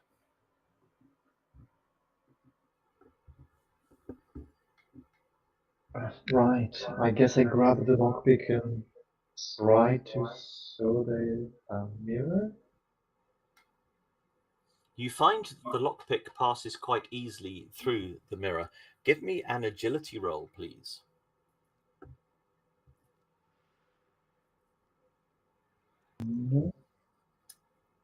And give me a force roll, please.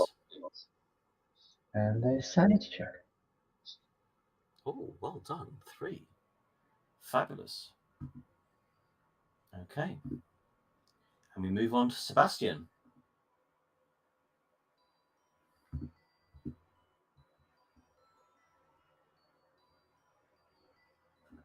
Sebastian with us? No. I quite like Sebastian's music.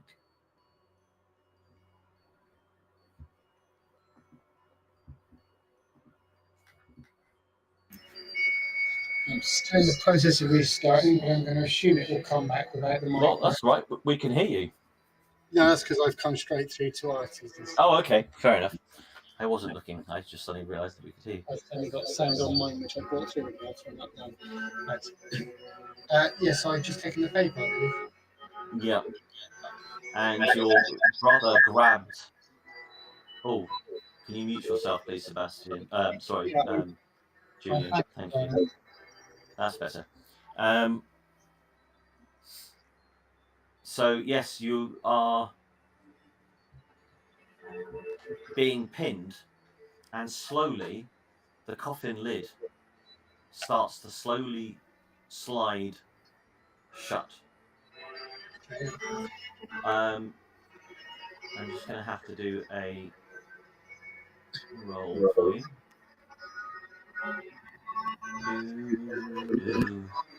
So we need a force roll. And you just got 0. And an agility roll, you scored 1. The shadows in the chapel start to coalesce as the coffin lid starts to close around you. And you get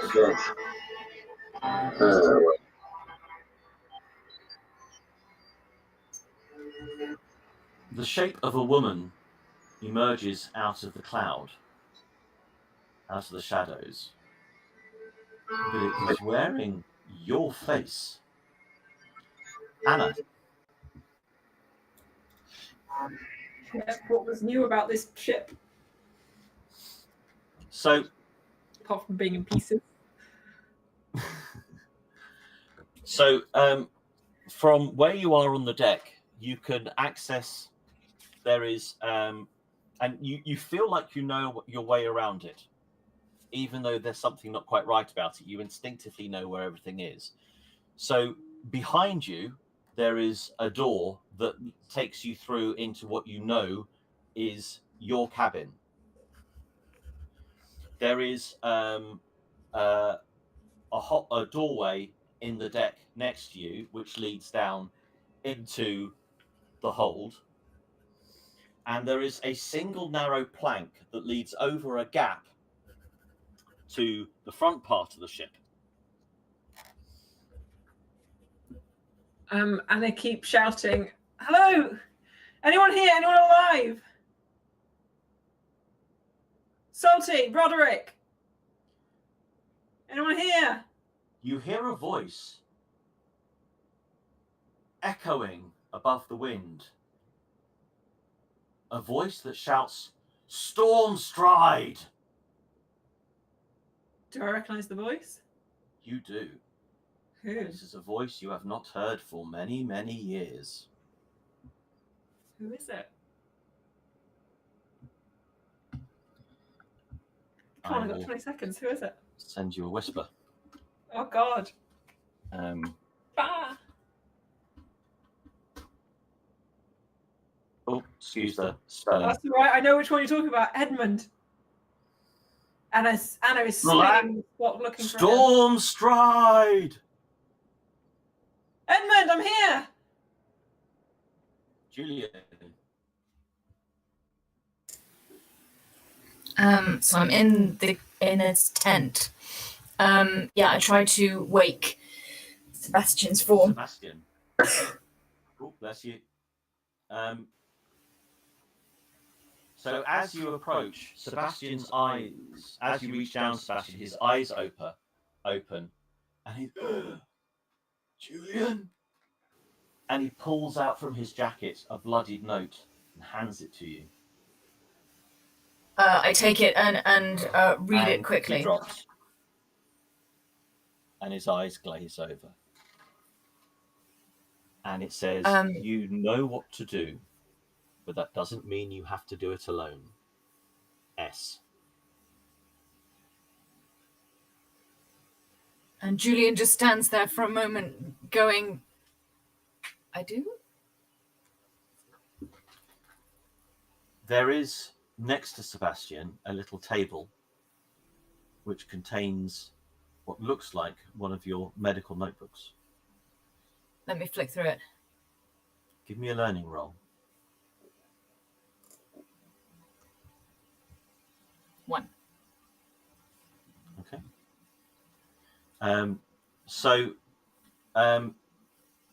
The pages just seem to repeat, not enough, never enough. I don't do enough, never enough. Give me a force roll, please.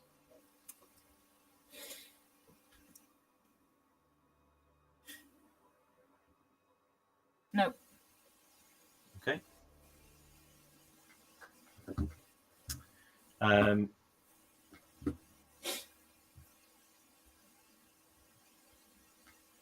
that's it.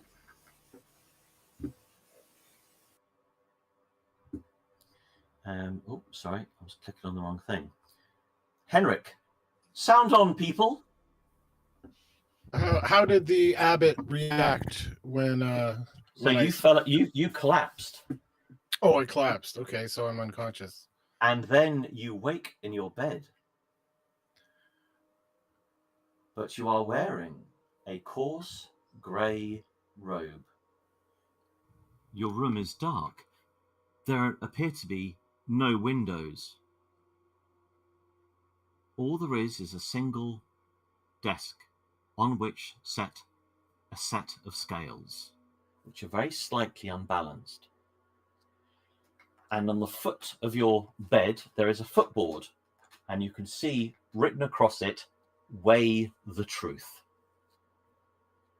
Outside your doorway, you hear the sound of footsteps. Someone or some people are walking past in perfect rhythm. You can hear this chanting sound, singing sound, echoing around you like you hear in the soundtrack. Do I still have any of the stuff I put into my pockets? No. That feather was going to come in handy for this. All right, I'll peek outside my door. Okay. Oh no, wait. I don't have my books either. I don't have anything except for the robe. No, you're just wearing grey robes. Okay. Peek outside. As you get up and as you walk, the scales seem to move with your breathing. Give me a vigilance roll.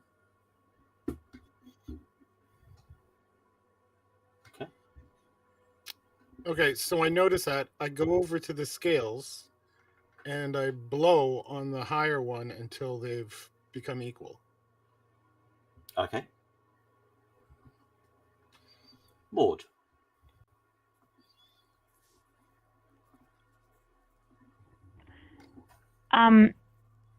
So I'm in the chapel. Yeah. For some reason, it's gone to the wrong bit. Try that again. So yes, and that person, I shall share it again. Which part looks part like your sister and part not, is just stood there next to Vanessa's childhood bed.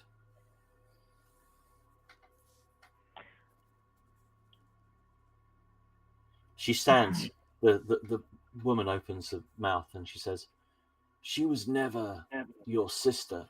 She was just your inspiration. Admit it."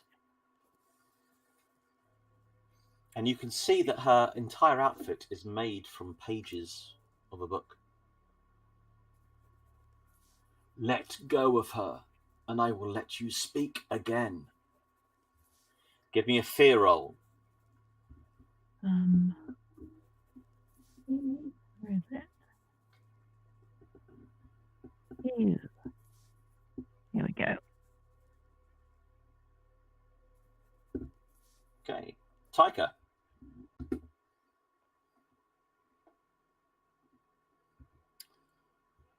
So I need another agility roll from you, please.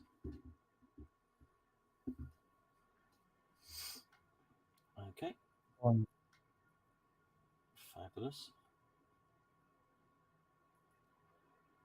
Okay. And a force roll, please. Ooh. So you start to stitch the mirror together. The bone lockpick seems to pass through the metal of the frame quite easily, and it starts to pull itself closed as you work, say, from the top down. And it starts to pull itself closed, but suddenly you feel, as you're stitching it shut, you start to see the image of a woman appear in the mirror, and it looks like it's coming through the door behind you, this woman. And as you do, you feel almost like a stabbing motion passing through your body. Lose 1 point of stealth. Ow. Ow. Indeed. Ow, indeed. So we're back to Sebastian.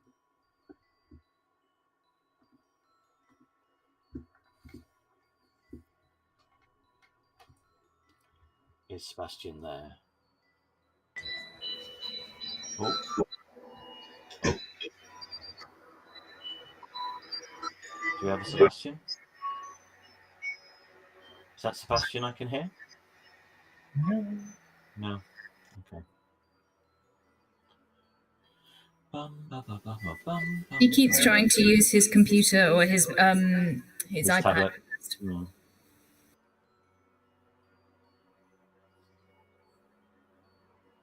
Chinka chinka ching ching ching.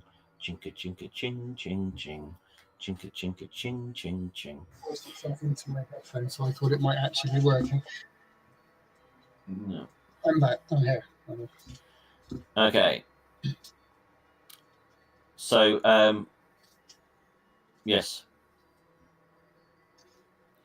So this woman with your face comes out, and she puts her hand up to her face and pulls your face off. You've already got one of mine. Why would you need a second one?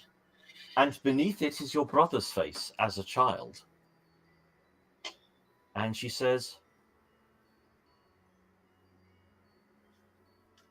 "You wear lots of faces. Why not wear his right now?" And she pulls his off her face, and there is just a black void beneath it. And she holds it out towards you, and she says, "Say yes. Take it. The pain ends. You would never have to be alone again." Anna.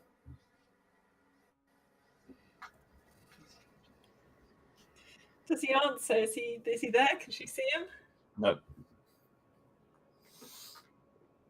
Anna's running to the side Give of me the a ship. vigilance. Give me a vigilance roll. Oh my god. One. So you run towards the side of the ship, did you say? Yeah. What, to look over into the water, or? Yeah. I just want Okay. to see where his voice is coming from. Well, it's just in the air around you. So you run towards a direction, and then suddenly, rope from the rigging flies out and wraps itself around you and yanks you up into the air, and you're suspended over the deck. Julian, God damn it. your turn. Damn it! Is there a way out of the tent?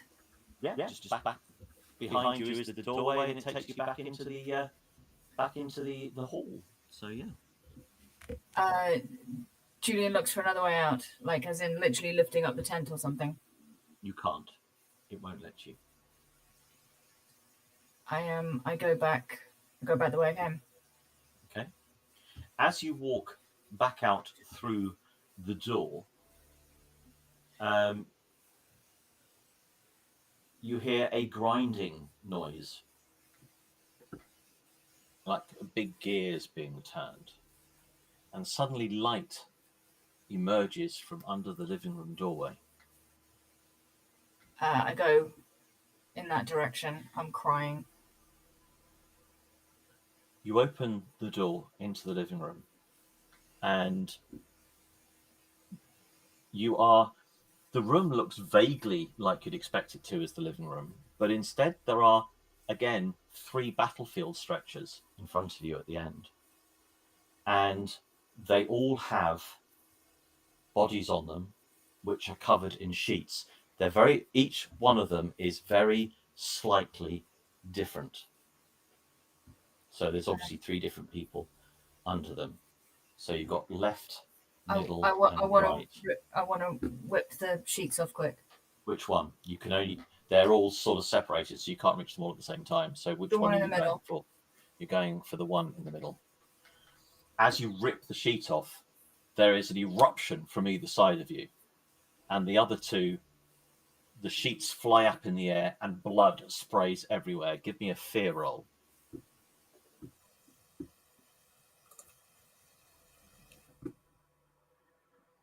Could you plug me in? Henrik. Okay. Henrik. Did I successfully balance the scales? Thank you. I need an agility roll from you, please.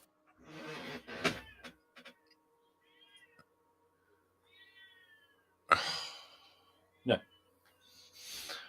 All right, then I open the door to the outside, if that's possible. Mm-hmm. Yeah. The door opens, and it's the castle hallway. And I see the footsteps I just heard a moment ago. No sign.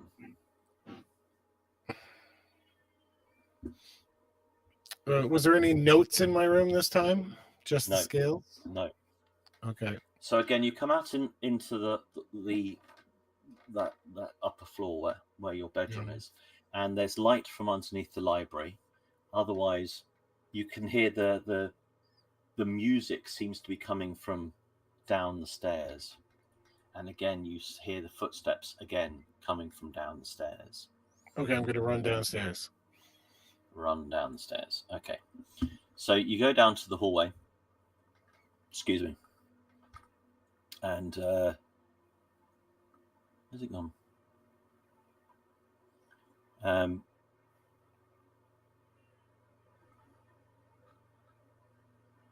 And when you get down to the hallway, there is nothing there.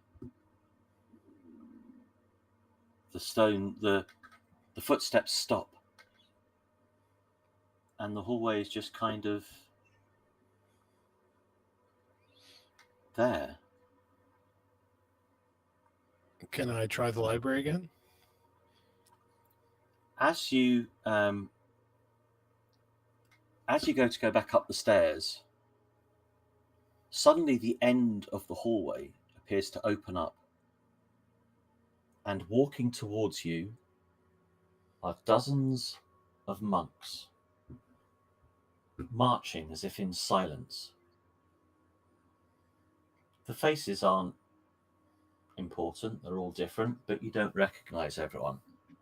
apart from one in the front row, which looks like you, and is walking towards you, bleeding from the eyes. Maud.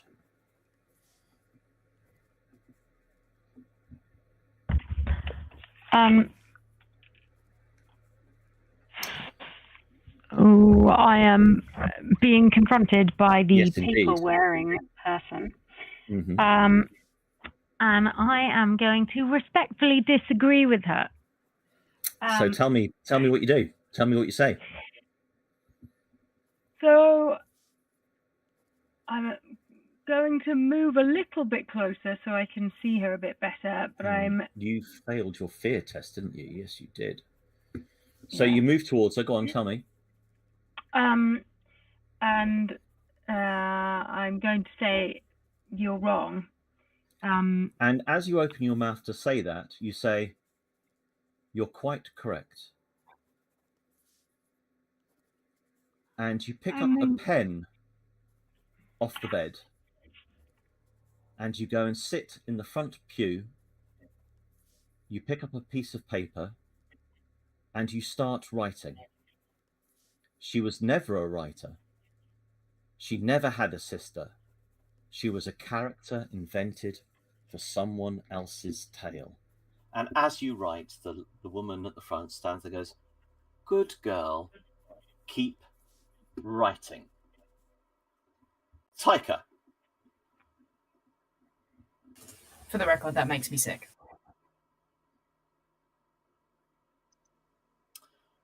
So I need another agility roll from you, please. Oh God.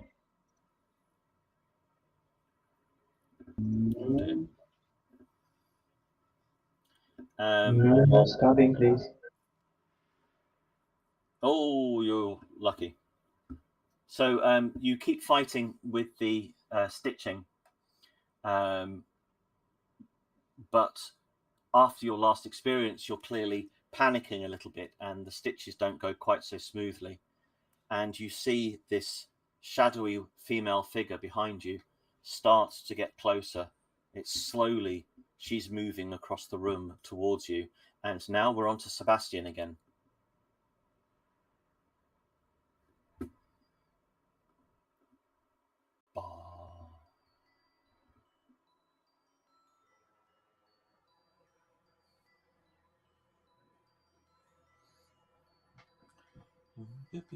Is that Sebastian come back in? Yes. Keeps finding novel ways to fail. Yeah. So she said, "Say yes and the pain ends. You never have to be alone again." Say yes to what? To accepting the face? To accepting your brother's face. Am I still looking down at the body of the brother with the brother's face on that? Your arm is inside the coffin, yes. Which is basically closed across your arm, holding you in place at the moment. I can't really see him. Okay, I was going to try and talk to him and rather than the woman. But I'm assuming I can't. Well, you can still try. I mean, the coffin's not shut. Thinking about what I read on the note, I'd like to gently put my hand against his face and tell him that I'd always cared. He said he wanted to hear it, and I want to make sure he does. Oh, let's have a manipulation roll. That can give you a manipulation roll. I like that.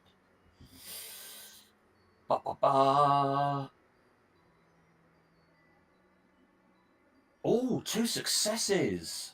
Nicely done, Sebastian Talbot.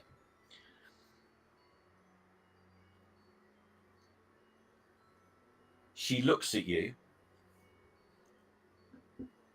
and this faceless hood that's over her, this scream emits from her mouth, and you black out. Hannah. I'm suspended by rope. I was just going to yell. So the rope suddenly slackens and you go back down to the deck. Fuck. And it's going to scramble away from the rope, draw a sword. It just looks like ordinary rigging. How bizarre. Is anyone here? Hello? Damn it, Anna's going to head below deck to try and see if she can find Below deck or captain's cabin? a below deck. Okay. So you descend down into the hold, and there is water across the bottom. Salty? And below the deck, you see your entire crew. They are all blue and frozen solid. No. Through the crew, you see someone a few figures back that is wearing your coat.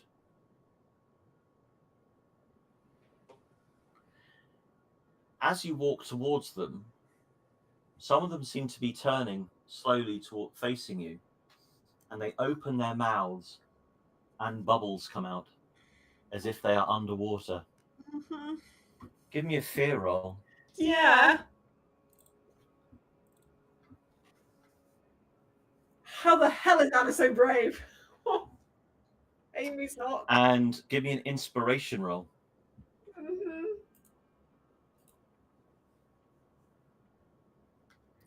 And we shall find out what happens in your next go. Oh my god, my god. Julian. So what's underneath? So you had this blast of blood spray out of the others. Yeah. And right in front of you is Victor. And he opens his eyes and he says, Julian. Julian.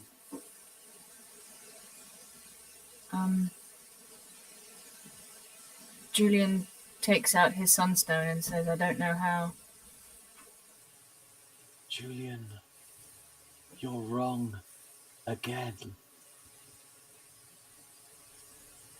Give me a vigilance roll, please. 2.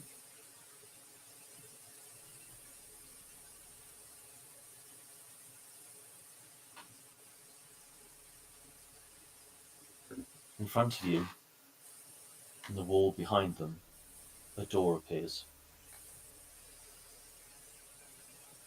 I'll just look at it.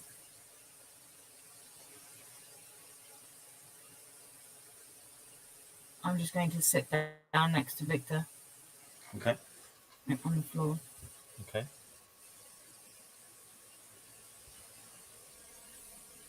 As you do that,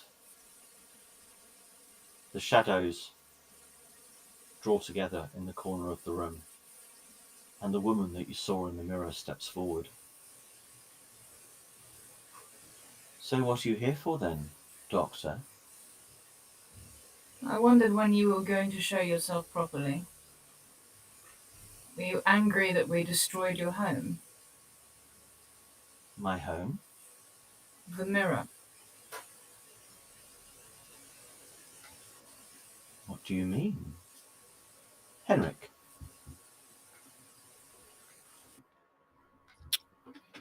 I approach the marching line and I hold out my hand to my doppelganger. I'd like to shake his hand.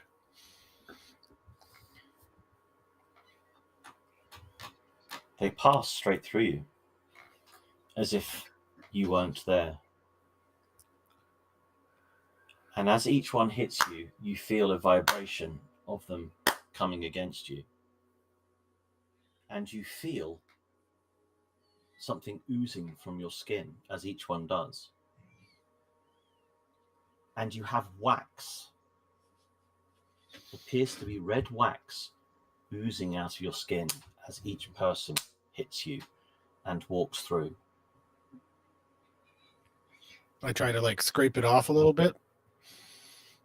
And then one approaches you with its hand out, and you feel the pressure of its hand hitting your chest.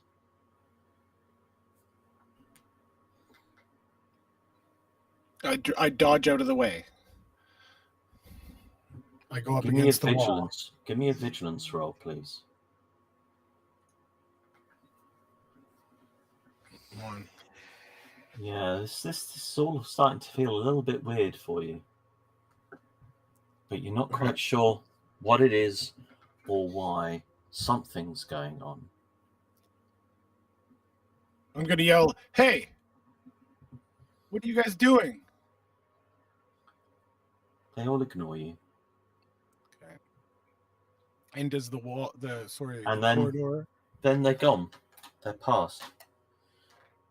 So down on this floor, you see light under the door to the dining room.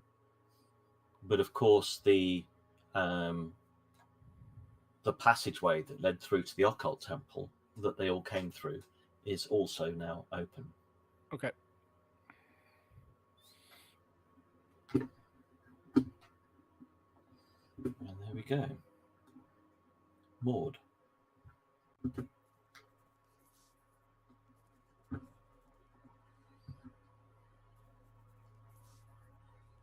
So, Maud. Yes. Can I have a vigilance roll from you? Y-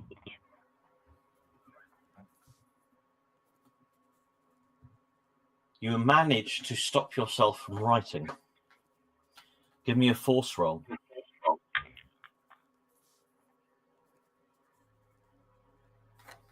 Okay.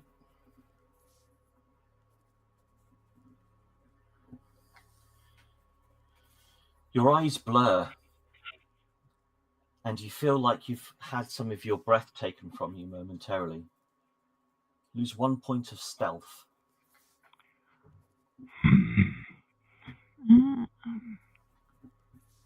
Oh.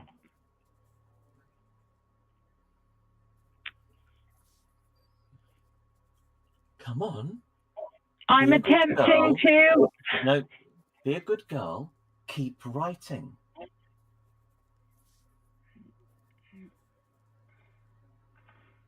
I don't really want to, thank you. Give me a manipulation roll. Ha. Ooh, fabulous. Her jaw distends down, and she lets out this horrendous shriek in your general direction, and she starts ripping the pages off her body and throwing them at you like knives. Give me an agility roll, please. The daggers bury themselves into you. Taika.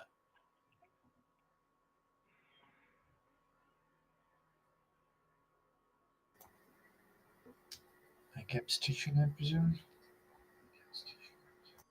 Yep. So another agility roll, please.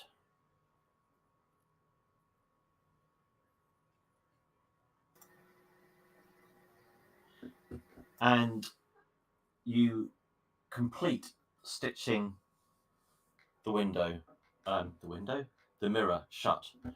And as you pull the last stitch together, the mirror folds in on itself completely and then opens up to reveal a doorway. Right. I open it. Okay.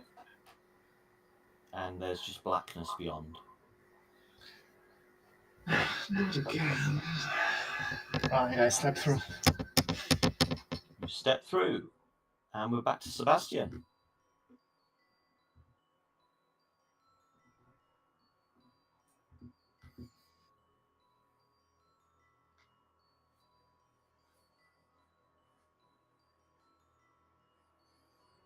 I can't remember what it was Sebastian just did at the end of his last go. He started talking to his brother, didn't he?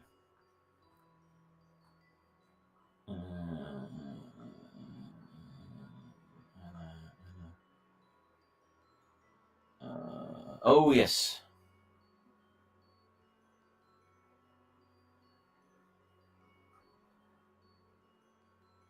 Is Sebastian with us? Is he ever? I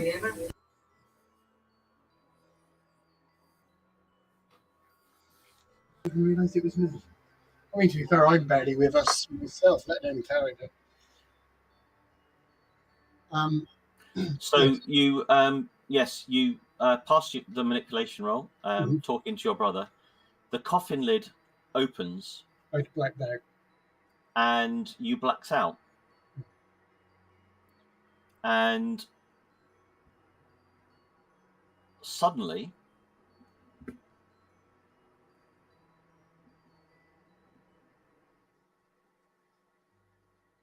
you awaken.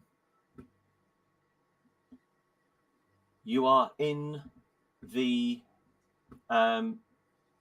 medical room. Oh, hang on. Shit. You are in Julian's medical room. Okay. And you see everybody either lying on beds or on the floor. And you see, can you see the image I've just shared? I'm seeing what looks like the front lounge. Yeah, I've just shared an image into the journal. Oh, I see. Sorry. So you see this black shrouded figure sat in the middle of the medical room, and these black tendrils are coming out from her and wrapping themselves around each of your comrades lying there in the medical room. And as you slowly start to wake up, you see Maud start to shift.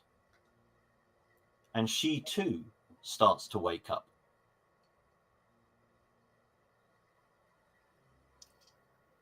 So Maud, you can join in at this point.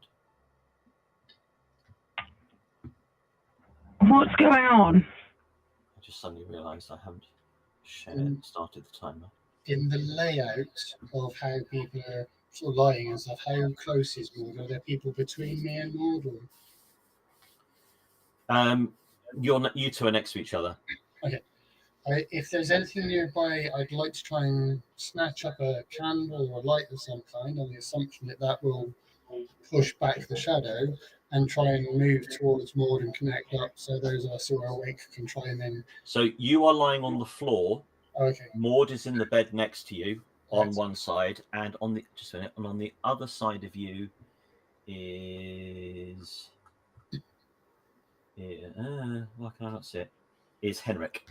Okay. So if without like going past people, I can snatch up a candle from somewhere, and I'd like to do that. And if not, then I'd like to sort of give Henrik a shove and a shake and try and see if I can help him to wake. Okay. I will come back to you in a moment then. And now we go back to Anna. Yeah, with all my dead crew looking at me. So you're down in the hold, and these bubbles, as your comrades start to try and talk to you, just bubbles come out as if they were trying to talk to you from underwater. Give me an inspiration roll, please. I did, didn't I? I thought I rolled. Oh yes, you did, didn't you? Yeah, good, because I failed that one. I got it Yes, before. you failed the one before. That's right. Hmm? What did you get before? I must have missed that one. Before. Oh, you got a 1. Yes, you did. Okay. So the crew member that seems to be wearing your coat approaches you, and it's you, and grabs at your wrist and pulls you down to the floor. Did you lose a turn? Oh. Julian. Oh God. Sorry, that was quick. Indeed. So Were you the one in the mirror?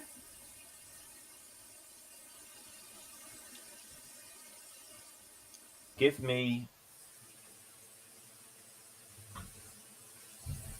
So she sort of looks at you and smiles. Give me a force roll, please.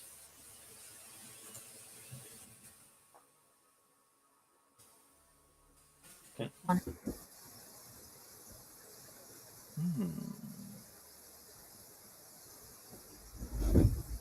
What do you think, Doctor? I mean, you're the doctor, aren't you? You're the one that saves them all. I try to.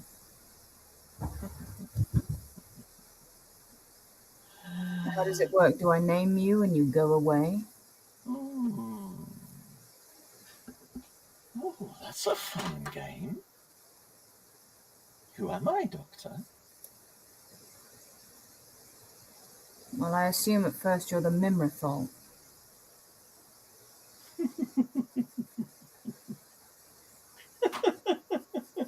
Then what are you if you're not that?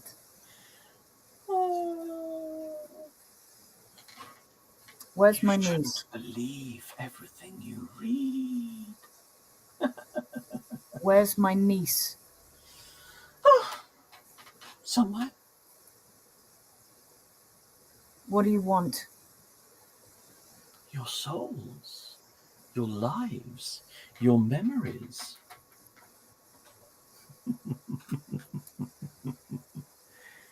Oh, you guys are going to have to excuse me for a moment. My monitor's just died. Just waiting for it to reboot. I cannot see anything. I'm sure Julian has run out of time by this point. Yes. Yes. Okay.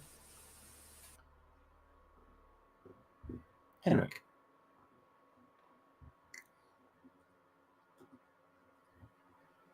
Well, sorry, where was I exactly at the end? You were in the hallway and you were making a decision as to whether or not you were going. I think you were either going to go through to towards the occult temple. I'm going to run down to the occult library. Yep. Go through to the occult room. That's fine. Yeah. Okay. Wrong way. So, as you go through,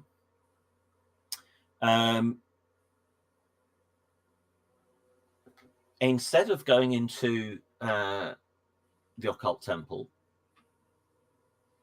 you find yourself in what looks like the corner of a church, and right in front of you there appears to be a confessional stall. It's very cold, and the only light seems to come from a small window quite high in the wall. And along the walls, there are a whole load of scratch marks making tally marks. And they're filling every surface of the wall. Not neat rows, but lots and lots of very roughly done. And as you enter the room, the door slams shut behind you and locks again. I tap on the confessional. Okay. Like I give it a little knock. Any response?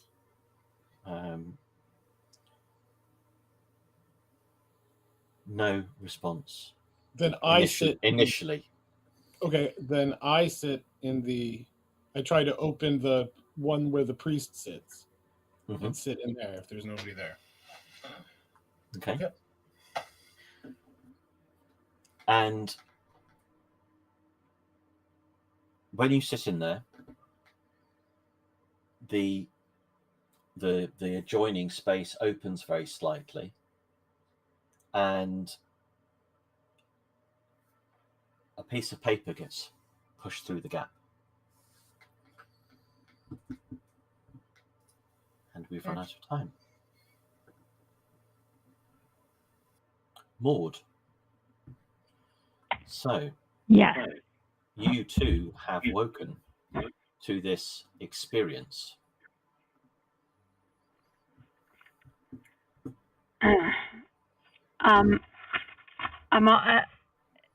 Was I stabbed by paper things You were, before I woke and then up? suddenly Or... you wake up slowly into the medical room, and you're lying on a bed, and you're surrounded by all of your friends, and in the middle of the room you see this dark woman shrouded with these black tendrils coming out from her and lapping around your friends and colleagues. But you see that next to you, Sebastian has awoken, and he is trying to shake Henrik gently. And who's on the other side of me? Other side of you is Julian. So Sebastian's already seen that I'm awake, hasn't he? Well, yeah. You don't know that. Well, but... I can see him trying to wake Henrik, so I'm going to turn to the other side and try and wake Julian. Okay. So, give me a inspiration roll, please. Okay. So you can shake Julian for the rest of the go. And we move on to Taika.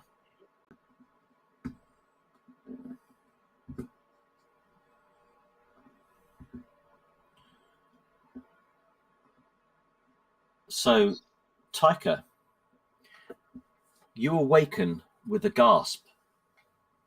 You're lying in the middle of a forest clearing. But the clearing is shaped the same shape as the entrance hall to the castle, kind of a T shape. There is blood on your palms. Next to you lies your gun. You can tell it has just been fired. Your shirt is torn open, as if by claw marks. The sky is black, and the overhead moon is full and red, and you can hear howling in the distance. Fun. I grab the gun. Mm-hmm. And there are bloody footprints as you get up on the floor, which lead around the corner to what would be, if you were in the castle, the medical room. What's it does? Okay, I follow the trail, but carefully. As you enter the medical room, lying on the floor at the end of the bloody footprints is Julian, lying there, bleeding, claw marks across his chest and stomach. Oh, Sebastian.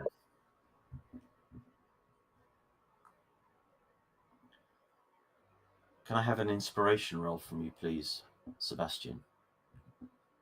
Actually, I need to do that to Taika, because Sebastian will have just gone offline. Inspiration. Okay. So I've just done an inspiration roll for you, Sebastian, because you're trying to awake Henrik. Yes. And Henrik, you slowly start to awaken. You find yourself lying in the infirmary with Sebastian gently shaking you awake. I will look startled. What's Julian, going on? You too suddenly find yourself starting to awake. And you have Maud with you, leaning over you, gently shaking you awake. All four of you can now play.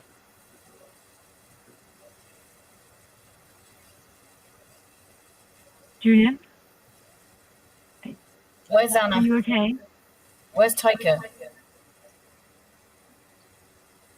Can I have a stealth roll from you, please, Julian? If you're, as you are, obviously, there's a slight sense of trepidation. Okay, that will do.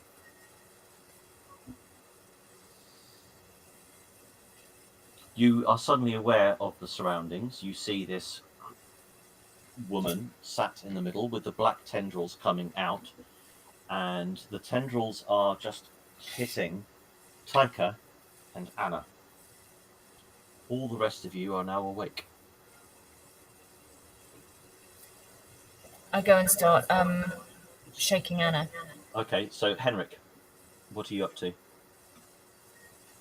I'm going to stand right in front of the black tendril ghost woman and say, "How dare you leave this place?"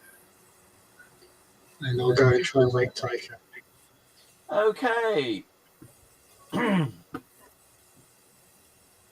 And with that, the creature's eyes open.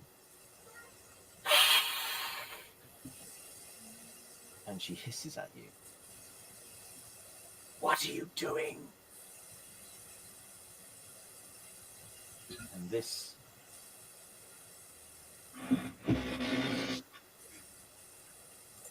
she raises herself up at you.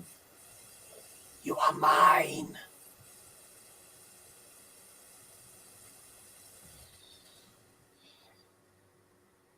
Any of you who are awake, feel free to join in. I'm going to try to punch her. Okay. Give Is me that a because force Anna's not roll. properly awake yet? Yes. Can I have an inspiration roll from you, please, Julian? Oh dear.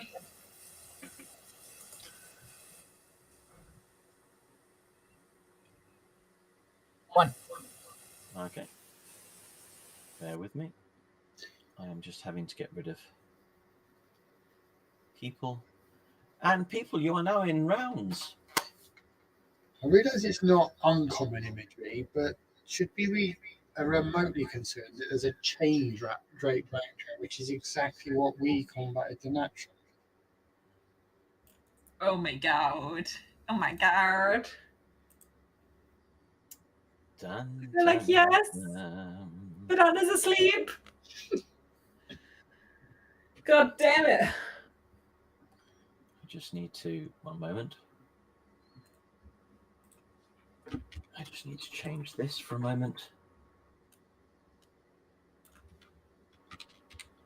And show. And she goes into the turn order. Let's come out of rounds and back into rounds. There we go. Right. So yes. So Henrik, you have just obviously attempted to hit her.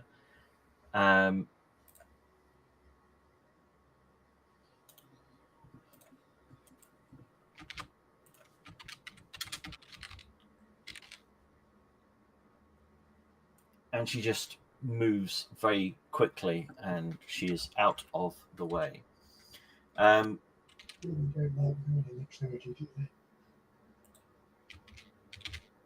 So, Sebastian, you're next. I'm assuming I have none of my weapons on me. You would be totally correct in assuming that you don't have any weapons on you. None of you have any weapons on you. But we have fire, don't we? I had been in the process of waking Taika. Has that worked yet? Or, Not yet, no. in that case, I will continue to do that. I think having an You're extra... going to continue trying to awaken Taika, okay?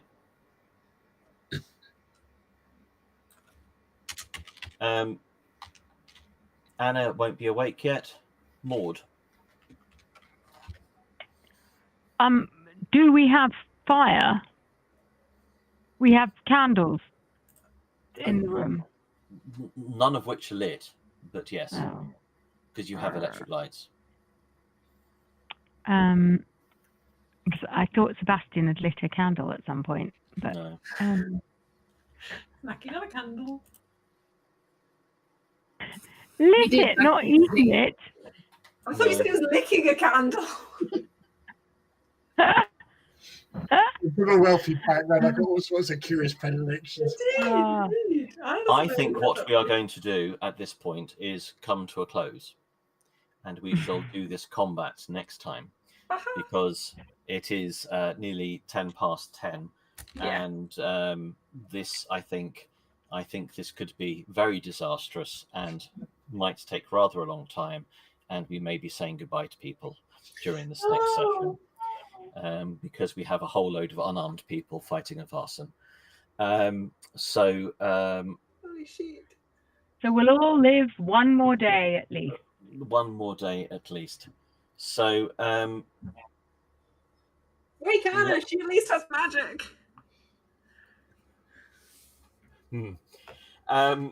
So XP, did you participate in the session? Yes, you did. Did you confront any Vaesen?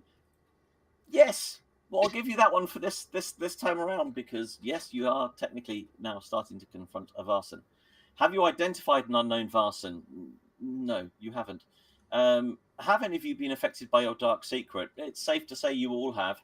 So that's another one for you. Did you take risks to protect other people? No. Have you learned anything?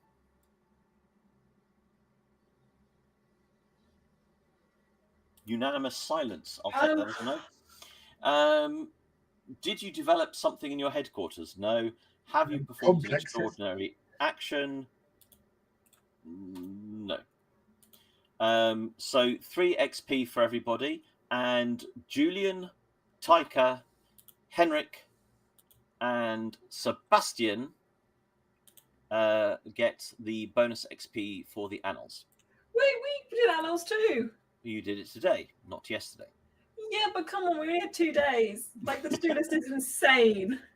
Like, like it was a mission today. You got to give it to me. I've got to. Yeah, otherwise I won't do them again because I'll be too sad.